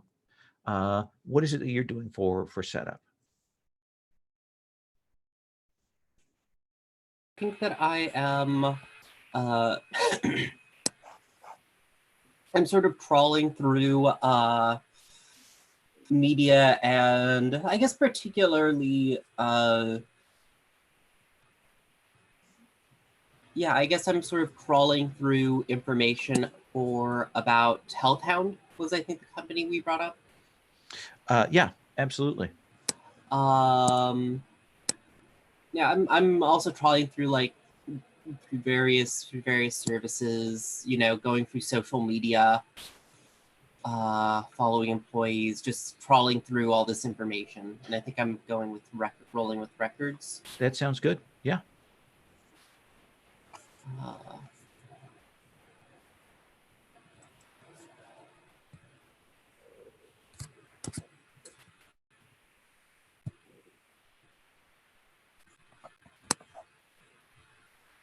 And that's a 4. That is a 4. So I think that a little bit less than you might otherwise get. You can get a sense of what they're involved with, that they're very much were about janky health supplements and new wave organics. And they seem to be, the location that you're given seems to be their old corporate HQ and manufacturing facility. And you can get a general sense of the layout from that. Does that seem like reasonable info? Okay. After I do once around, I come and I check. Do we want to go to the engagement roll? Are you ready? Shall we do that? And we'll get on scene? Yeah, that's Okay. what flashbacks are for. Absolutely. Yeah, I was thinking that. So it does seem like are you focusing on stealth or are you focusing on going in smashy? Patrick, what would be your vote? I'd say stealth first. Okay. Is everybody else cool with the stealth approach? You're all ninjas, so you're all at least generally stealthy. Okay. So is this operation particularly bold or daring on top of the one die? I say because you have a short time to prepare, yes. So we'll give you a second die for the engagement roll. Does the plan's detail expose a vulnerability to the target? I think the target is the building, so I don't think we've kind of got that yet. But I don't think they have special defenses or preparation, so we're still there. do any of you have friends or contacts that have provided or can provide aid or insight for this operation? Let me see. I want to say Tekla. I wouldn't mind crossing that off. Okay. And I would owe them because they're my rival. So you go there to talk to them and draw on their attention. Yeah, we'll give you an extra die, but yeah, put a little like asterisk by them so I remember that they're going to come back and cause you problems later. Oh yeah, totally. Okay. So let's say 3 dice for the engagement roll. Oh, how generous a GM. Look at this. I didn't even put in the negative dice there. Patrick, we're going to vary this engagement rolling. Each session, a different person is going to get to choose your doom, but this is your session for doom. So if you would roll me 3 engagement dice. Oh, goody. I don't want the danger of these getting mixed up with mine, so I'm just gonna do 3 new ones. Because what if I get evil dice that then get mixed in with my own dice, and that'd be awful. Fair Yes, enough. yes, absolutely. No, but you're gonna roll well. 6, 6, 6, 6, 6. I got a 5. Oh, that's pretty good. That's good. So I think when the camera comes in, we have found that you have infiltrated the neighborhood. The neighborhood definitely feels oppressed, locked down. Like this criminal organization has clearly, are working with an iron hand on people, and you have the sense that part of that is that they've taken almost like hostages into work in the facility, and they have these enforcers that go around. And you probably will see, a couple of them out on the streets. They have the health hound badge here. It used to look like a happy dog, but they kind of colored it in and darkened it so it looks a little more sinister now. But they are out there enforcing on that. And when we find you, when we actually come in, you've managed to make your way into the building there. Himitsu, do you think you went in underground? Do you think you went in up above? Do you think you climbed down and went in a window? Where are we at when this happens? Yeah, I think Himitsu watched the enforcers pass by and took on what they look like and did a hitman situation and went into an area looking like them. So ground floor. So you've kind of led the group in. The 4 of you have come in the ground floor. The thing that will strike you here is there's definitely that smell of production and organics. It's kind of wet and humid in this place. And as you've moved through, you see you're kind of on the outskirts of the building where they have these like big grow light facilities where they are doing organics to make and process for these supplements that you guess right now are probably no longer health supplements, but probably something else. And Himitsu, you've kind of disguised yourself, but you've headed down, and when we come in, you have seen turning around a part of the hallway a group of these enforcers, and we're kind of in a risky situation here. They're moving where you are. So how do you want to approach this? Let me come to you, Fuji, since we've gone to the first 2. When this situation occurs, you're the one who's maybe a little more exposed than the others. What do you want to do?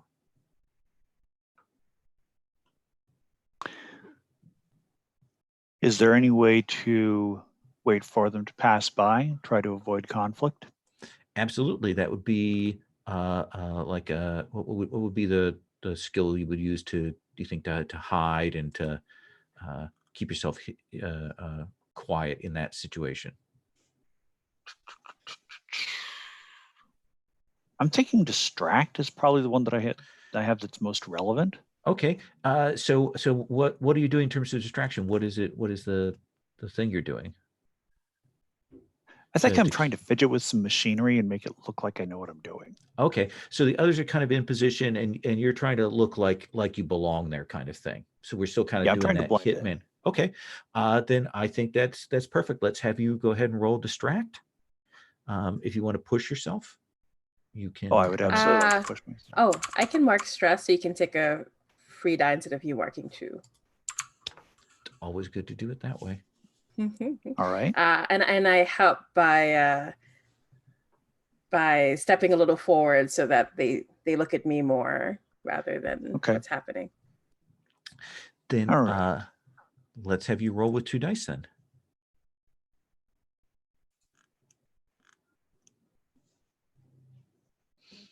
That's a 3 and a 4. 4. Then Thank God for the 4. I think that 2 of these 3 continue on, but I think this last one, like, there's something about what's happening here that pings something for them, and they let the other 2 go on, and they stop, and they're clearly going to come back and check. Now that's a consequence that you can resist if you wish. What do I have to do to resist it? Well, you were rolling another roll? with distract. What you would do is you would roll weaken, which would be 3 dice. Now we would take the highest roll and subtract that from 6, and that's how many stress you take in to resist that consequence. Oof.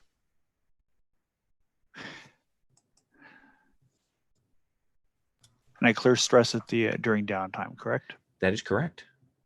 Oh, through the What the vice, hell? is that right? Yep.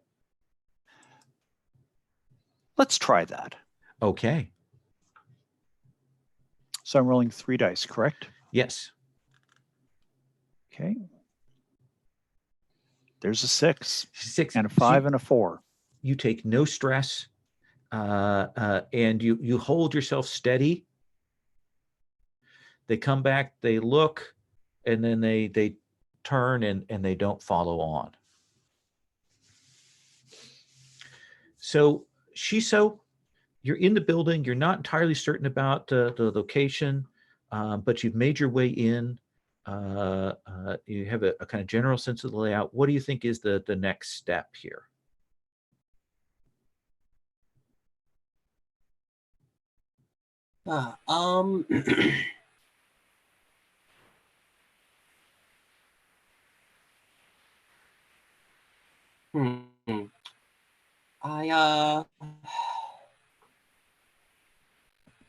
See, do I have anything? Do I have here in loadout? Yeah. So this is a good question for everybody. I assume because you're kind of blending in, everybody's loadout is either light or normal right now. Mhm.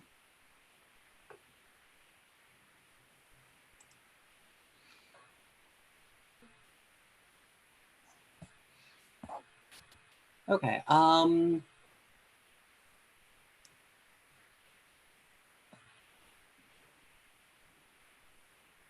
Yeah, okay. I was just checking here. Sure. I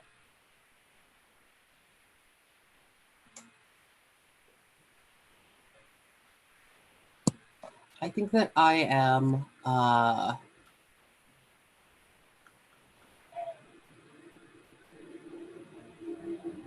seeing if I can access any internal databases now that we are within the building. If there's anything, if there's any way I can narrow down or like find any internal any way of accessing internal reports that might not be available freely on like the interwebs. Absolutely. So that seems to me like records is probably the appropriate one for that still. So we see the group kind of moves past these things. There's still people moving around. Again, we're hearing machinery in the background. You know, got that smell. You'll find a station, a terminal that you can get to. Let's have you roll records. Do you want to push yourself? Do you want a devil's bargain? What's the devil's bargain? Well, the devil's bargain is I'm going to start an alert clock and put a couple ticks on it out of 6. Sure. What are clocks for? But Yeah, absolutely. To put ticks on. So I'm scratching it here on my own little pad. So yeah, you get yourself an extra die.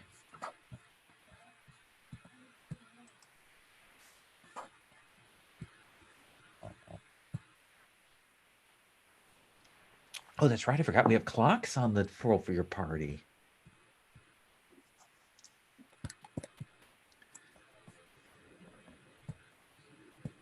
Okay, it's just like whenever you edit the like field, it actually causes everyone else's selections to reset. Oh So- no, sorry, my bad.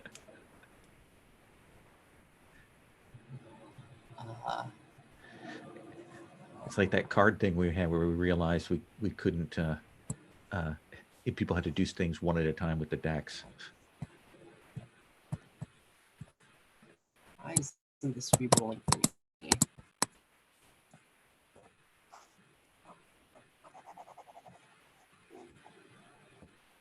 Okay, it's not re-rolling for me. I have a 5. Could somebody re-roll that 1 and 4, which were my old dice?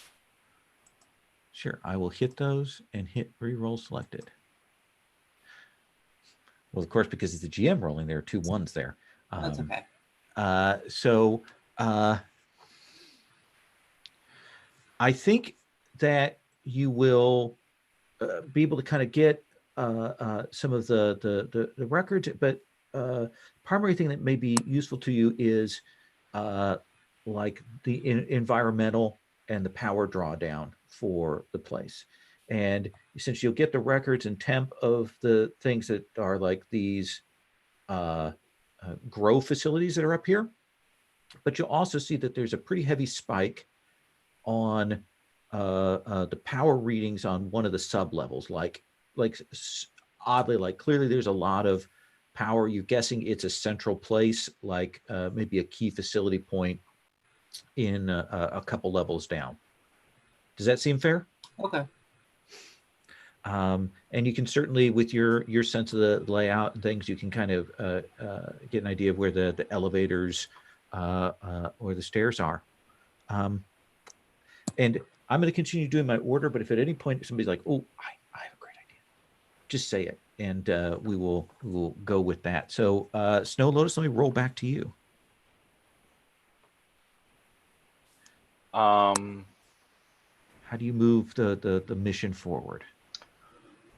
So we need to figure out where Sateu is, don't we? Yeah, they got this sense of this spike being power spike major being down below in the sub basement. That does seem like a control center. Then maybe I could try and sneak in with the security team and like open up access to that level. Maybe like unlock an elevator sort of thing. Okay, kind of split off and do that to clear the way for the rest of the group to go down. Yeah. Tell me what that looks like. So yeah, I tell them that I'm going to go find an access point. I'm going to try and open up a way for us. And as we've seen some of the security people going by, Lotus, he like walks off, and you see his outfit. It like goes through that sort of weird pixelating, like everything turns into squares change. As he sort of touches his chest, and you see some vines grow out and everything shifts until it calms back down, and suddenly he's wearing like one of their security outfits, and try and insinuate myself into somewhere sensitive. That seems perfect. What might a devil's bargain for that be? Oh, well, I've got a clock on the table. I'll be glad to put a couple more ticks on that. I mean, that's just a clock. What could even go wrong there? That's right. Are you going to take that bargain? Well, yeah, I'd say 2 dice is not enough. I Okay, need well, I'm 3. going to click that alert twice then. Twice. Oh, that is. I don't know. Oh, I think that's it's far too much. Do I have to hit reroll selected to move the clock forward? Is that how that works? I think you double click it. Okay, hang on. Ooh, look at And that. it'll dramatically turn around and add a segment. There you go. 4 segments on there. Terrifying. Tick tock. All right, let me add a die and then I'll re-roll all 3. Oh, now it's adding them up here, and I should have just taken them at 6. Nope. There you go. That's a good place to start from. Is 3 6s. It's not where it ended up, but a 5. So, I think that you will be able to get to one of these elevators, and you're probably going to have to use your nano shifting to kind of get some of the machinery open to get it cleared. Does that seem like a reasonable thing? Yeah. But I do think that that change in the structure there will probably trigger at least some kind of notification, and I'm going to tick that clock up 1 more tick. Yeah, there were embedded sensors and things I just didn't know were there, and suddenly they're cut off. You can resist that consequence if you'd like.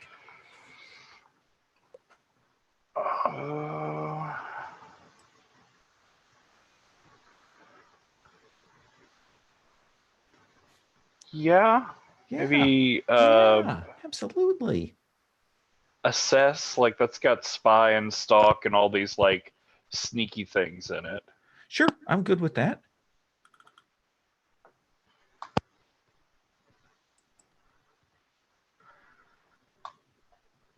Oh, there's a 6. Look at that. You guys are rolling like maniacs.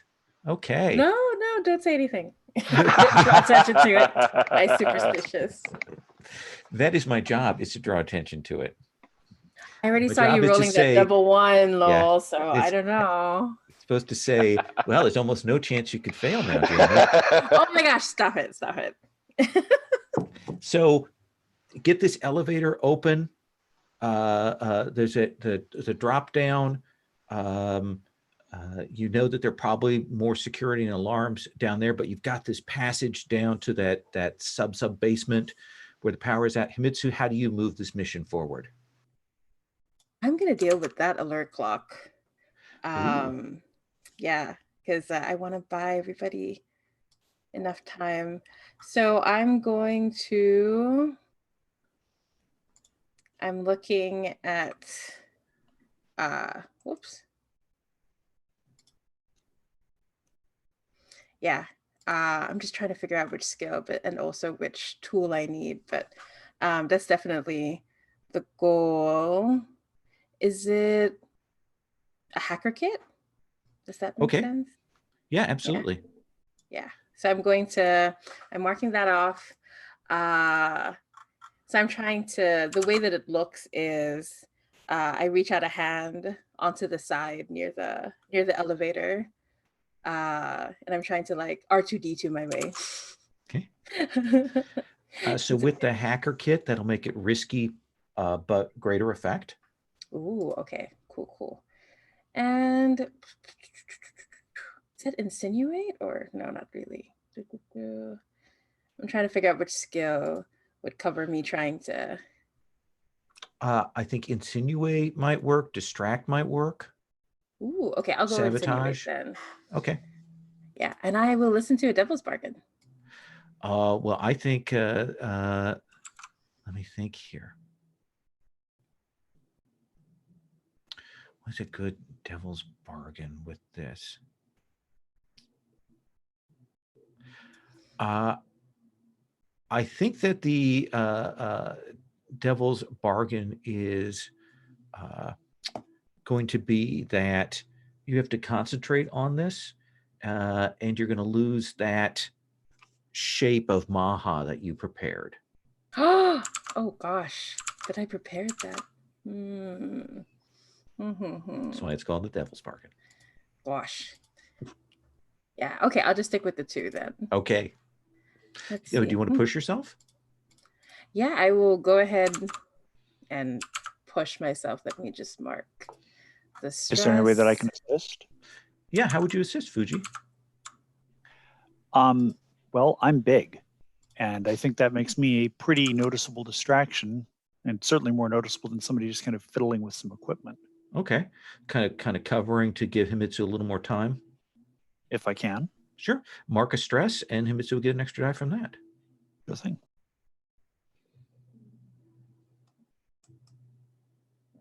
Got a 6. Got a 6. So let's take that alert clock down a couple ticks.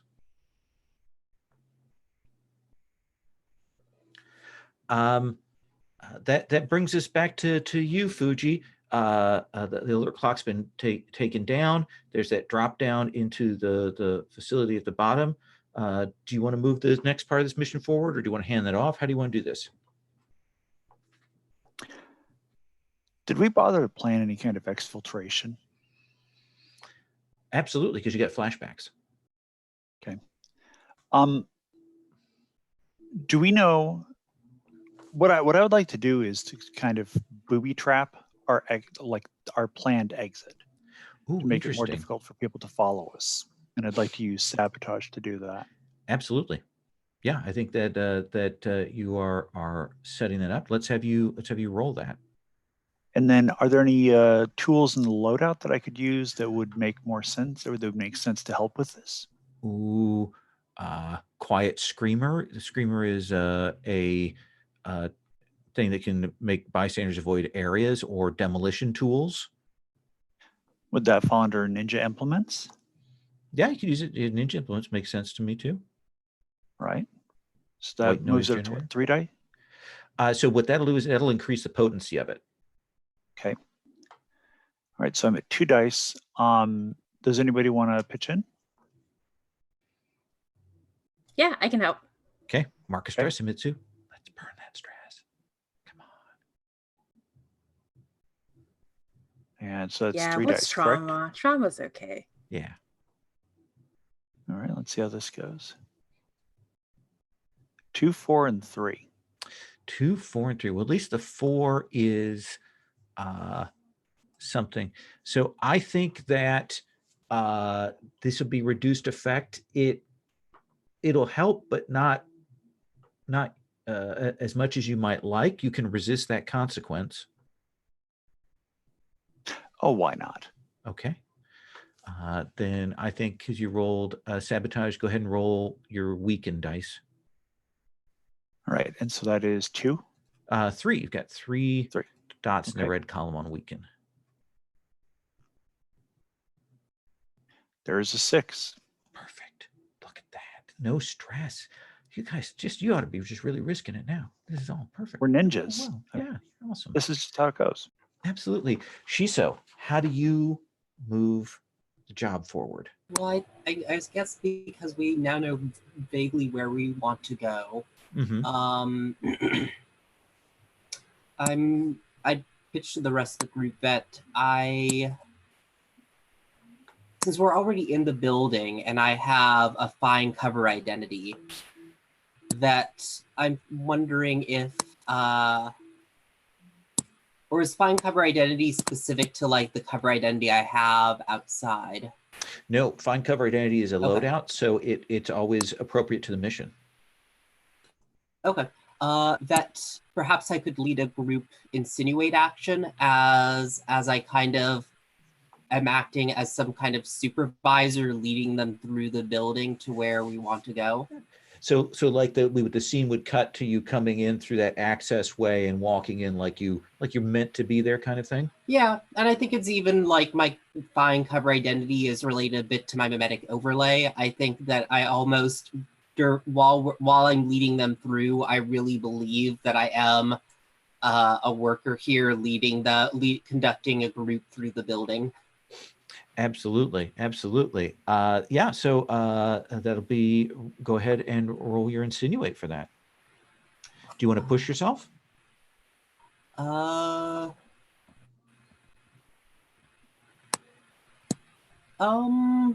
I say I'm going to help because I have ID insinuation to cloud the Yeah. mind of living targets in an area. Absolutely. Yeah. Yeah, So I'll- just mark that I'll mark stress. So look at that. Now you got 3 dice.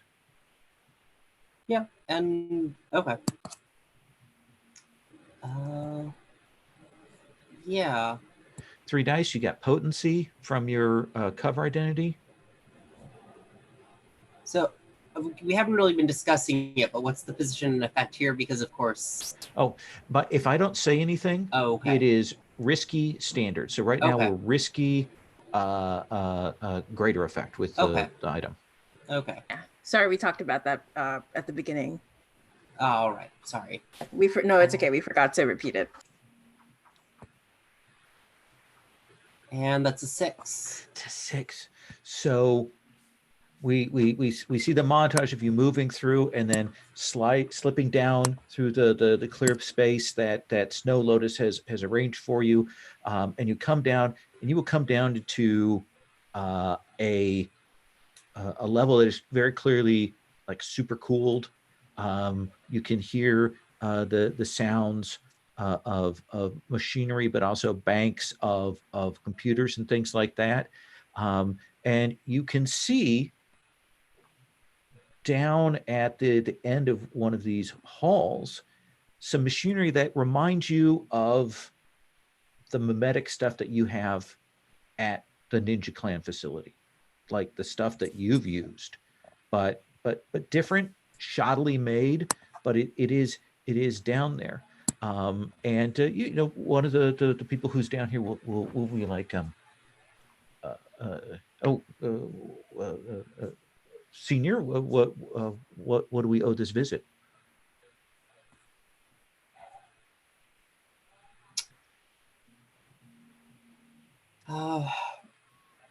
Regular check. Your performance. You've been underperforming according to recent quarterlies. Someone here is getting fired. I know I'm behind on doing my means testing and my procedures thing. I can go to the machine. I know I'm behind a few months. I can go and I can do all of those, you know, and get up. It won't be. Please don't fire me. Begging is a sign of weakness, but go ahead.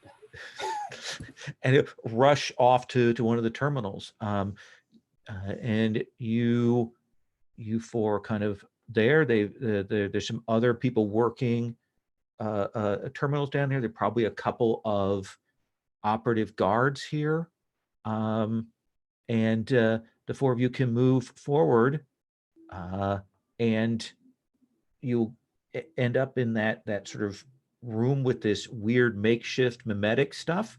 And you can see they've got a couple people on tables. They're clearly being overlaid. And you'll see Sateyu's head in a box. Just his head? Just his head. You can see it's got life support things on it. It's like kept at very basic cryogenics, and they're clearly using him as a template. Oh man. Where is his body? I don't know what to use to look for the body. Like, or if this is, I guess I want to know, like, do we just need the head or do we need to get that body? In your clan, the head's the only thing that's important. I mean, as you know, Himitsu, that's all you need, right? Yeah, I am more than body means nothing. I don't even have the head, and I'm still fine. So, yeah. Okay, in that case, I'm going to cause a distraction. I'm going to flashback and say that I have an item that will force everyone to evacuate, leaving the head open for us. I'll say that like I prepared it in advance, and so like as we were walking in, I just dropped it off as we were walking in to activate. Is that screamer device you have? Yeah. Okay. So potency. I think right now though we're in the middle of the lion's den. Ooh. Okay. I'm going to say you don't have to mark a stress for the flashback. Okay. Because you've got the item. You can just mark it off your thing. But I do think now this is where we get to the desperate action because you are in the middle of it. Yeah, So makes sense. desperate. I get my XP, delicious XP. Yes. But because you have the item, we'll move this to greater effect if you can do this. Yeah. It'll move off like most of the normals. If you get critical, you'll probably move off to security as well. Makes sense. Okay. Yeah. Let's see. I'm going to push myself to get an extra die. Oh, unless someone wants to help me so I can get a devil's bargain. Let's hear the devil's bargain first, though. I do have one to offer myself, but that would be weird. Well, I think the devil's bargain is that if you do this, then I'm going to say that getting the head out of there is going to require a little more equipment than just a box. How does everyone feel about that, though? I feel like I'd rather just grab the box and go, but that's me. All right, so I'll just push myself instead. Well, So much I'm also happy to stress. assist. Okay. How would you assist, Fuji?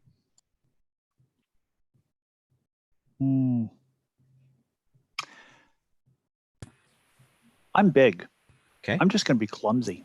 I'm going to inadvertently stumble into something and knock it over and, just, I mean, it's obviously clearly accidental, but it still clatters and some instruments get knocked around and hit the floor. Perfect. And then that screamer will go out. So let's have you roll. Yeah, I'll still push myself just so I have 3 dice. Okay. Okay, going for it.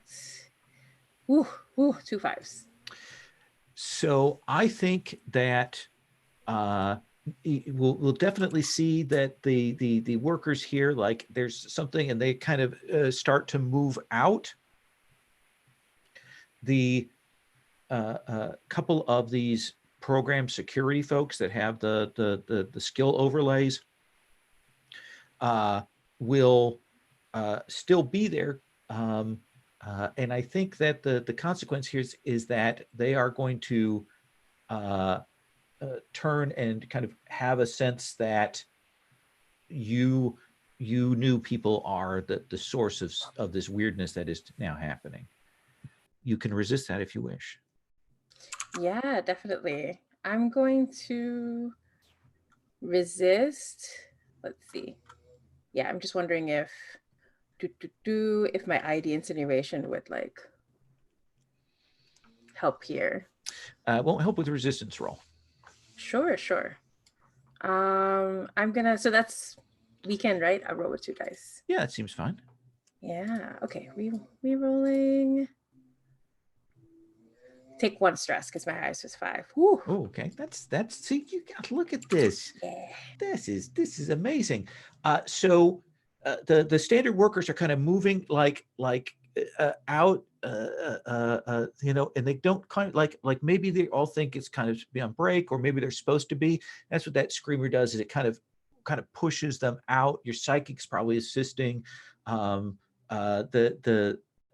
The noise that Fuji's making is kind of giving him a little bit of cover. So there's just these 2 security people here, and the brain in the box. Fuji? Fuji, It's time to beat up people. I thought you'd never ask. So what do you do, Fuji? I use my violence on them. Okay.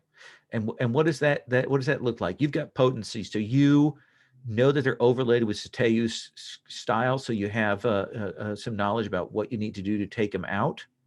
So that gives you potency. So with potency, you can hit both of them. I mean, honestly, a punch to the back of the neck at the base of the skull is usually enough to take most people down.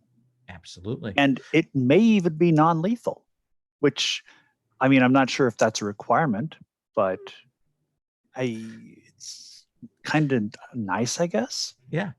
So you can hit both of them. That's the potency for more effect, but it'll be essentially standard effect, and still a desperate roll because we're kind of in the middle of the lion's den here. Sure thing. So I'm rolling with 2 dice. Is that correct? Well, yeah, you get strike. Yeah, absolutely. And then what kind of devil's bargain can I get here?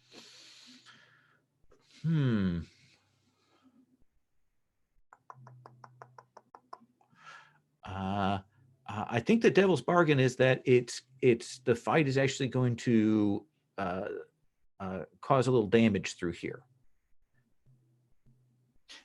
Damage to the head. potentially to the machinery in the head. Okay. And I can push myself, correct?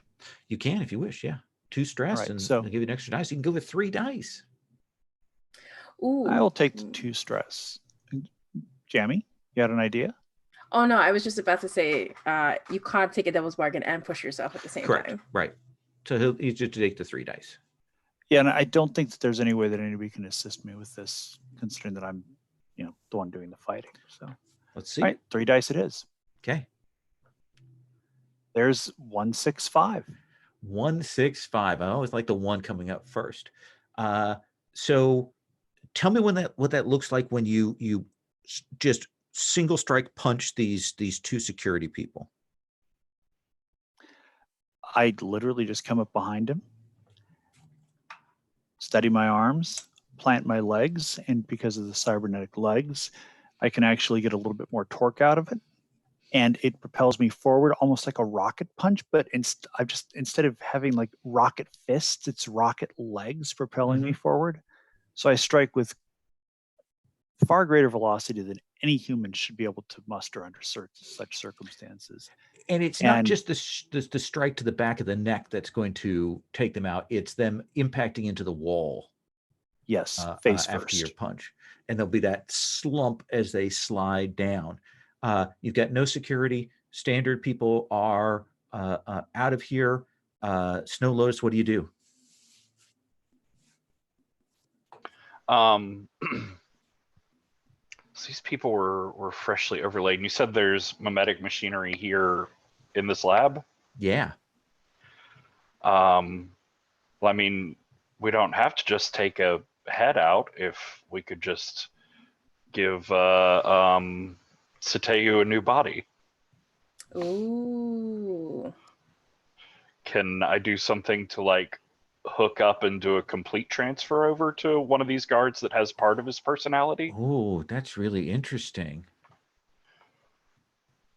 Yeah. Yeah. I like that.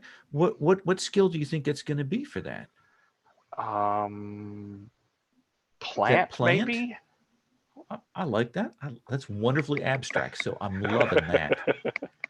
I want to grow a new personality in this guy's head. So you go over and you're like, they've got the limiters on it so that only just like the surface stuff, and you kind of are going to try and take those off and run it into the brain there.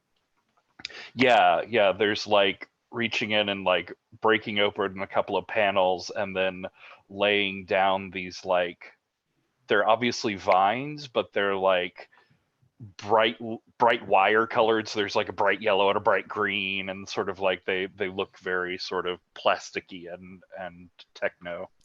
Perfect. Then go ahead and roll with plant. Do you want to push yourself? I am very curious for this very strange action, what a devil's bargain might sound like. Oh, I think the devil's bargain is that Sateu is going to be completely disoriented and hard to move. I mean, I think that just makes sense. Okay. So yeah, 3 dice.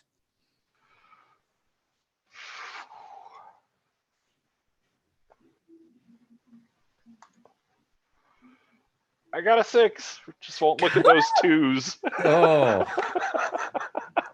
So I think we'll see it. We'll see this machinery kind of set. I think it'll actually probably overload.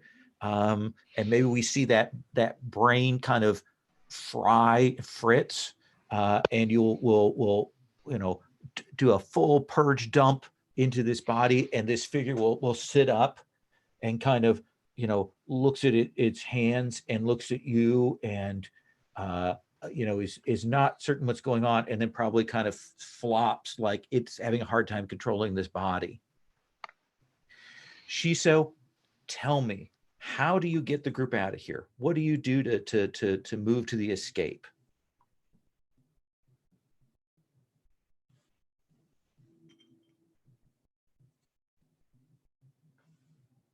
I was actually wondering if there was something else I could do before I headed out. Sure. I can have somebody else kind of run the escape bit. What do you want to do? Because I kind of wanted to destroy this tech before heading out. Absolutely. So they can't even rebuild it or anything like that? Yeah. Okay. Tell me how you're doing that. I think I'm going to use my compensate. Okay. For the action sabotage. And I think that what I'm doing is that we kind of flash back, and I think I have a memory of like one of the people that worked on me when I'm younger. And I think that basically my memory is like working upon myself at one of these machines. Ooh. And that gives me the basic and that gives me the knowledge of how these machines work and function. Get this weird mirror experience kind of Yeah. flashback. Okay. I think that works for me. So go ahead and roll then 2 dice with sabotage. Can I assist with that? Actually, I was gonna see if I could. I have a power that works Okay. off sabotage. Oh, that's right. So yeah, you can do that, Patrick. So I have my rebuilder from the nano swarm that will like reach out with these vines and sort of tear open an access point for you, and I think even put themselves together in sort of a like display screen so that you can interact with this. oh yeah.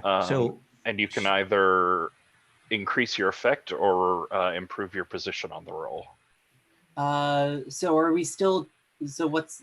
It's still risky right now, actually, Okay. because you kind of moved the people out. Okay, I'll improve my effect then. Okay, so greater effect. If you can do this, it will trash this thing.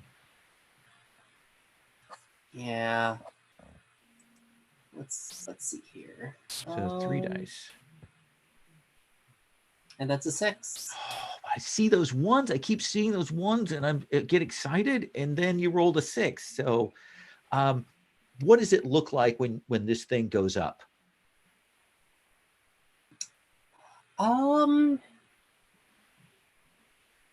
So are there people hooked up right now? Yeah, there's probably another one hooked up besides the one that you memory dumped. I think probably we kind of flip between Shisho like working on the machine now, and kind of like you said, the kind of mirror, like we kind of flip back and forth between that memory and now. And I think that this is a crappy thing, but I think Shisho is almost just like we kind of flip back to the present, and as I've kind of worked at this reworking of the device, we sort of see like the person on the table convulse as like the internal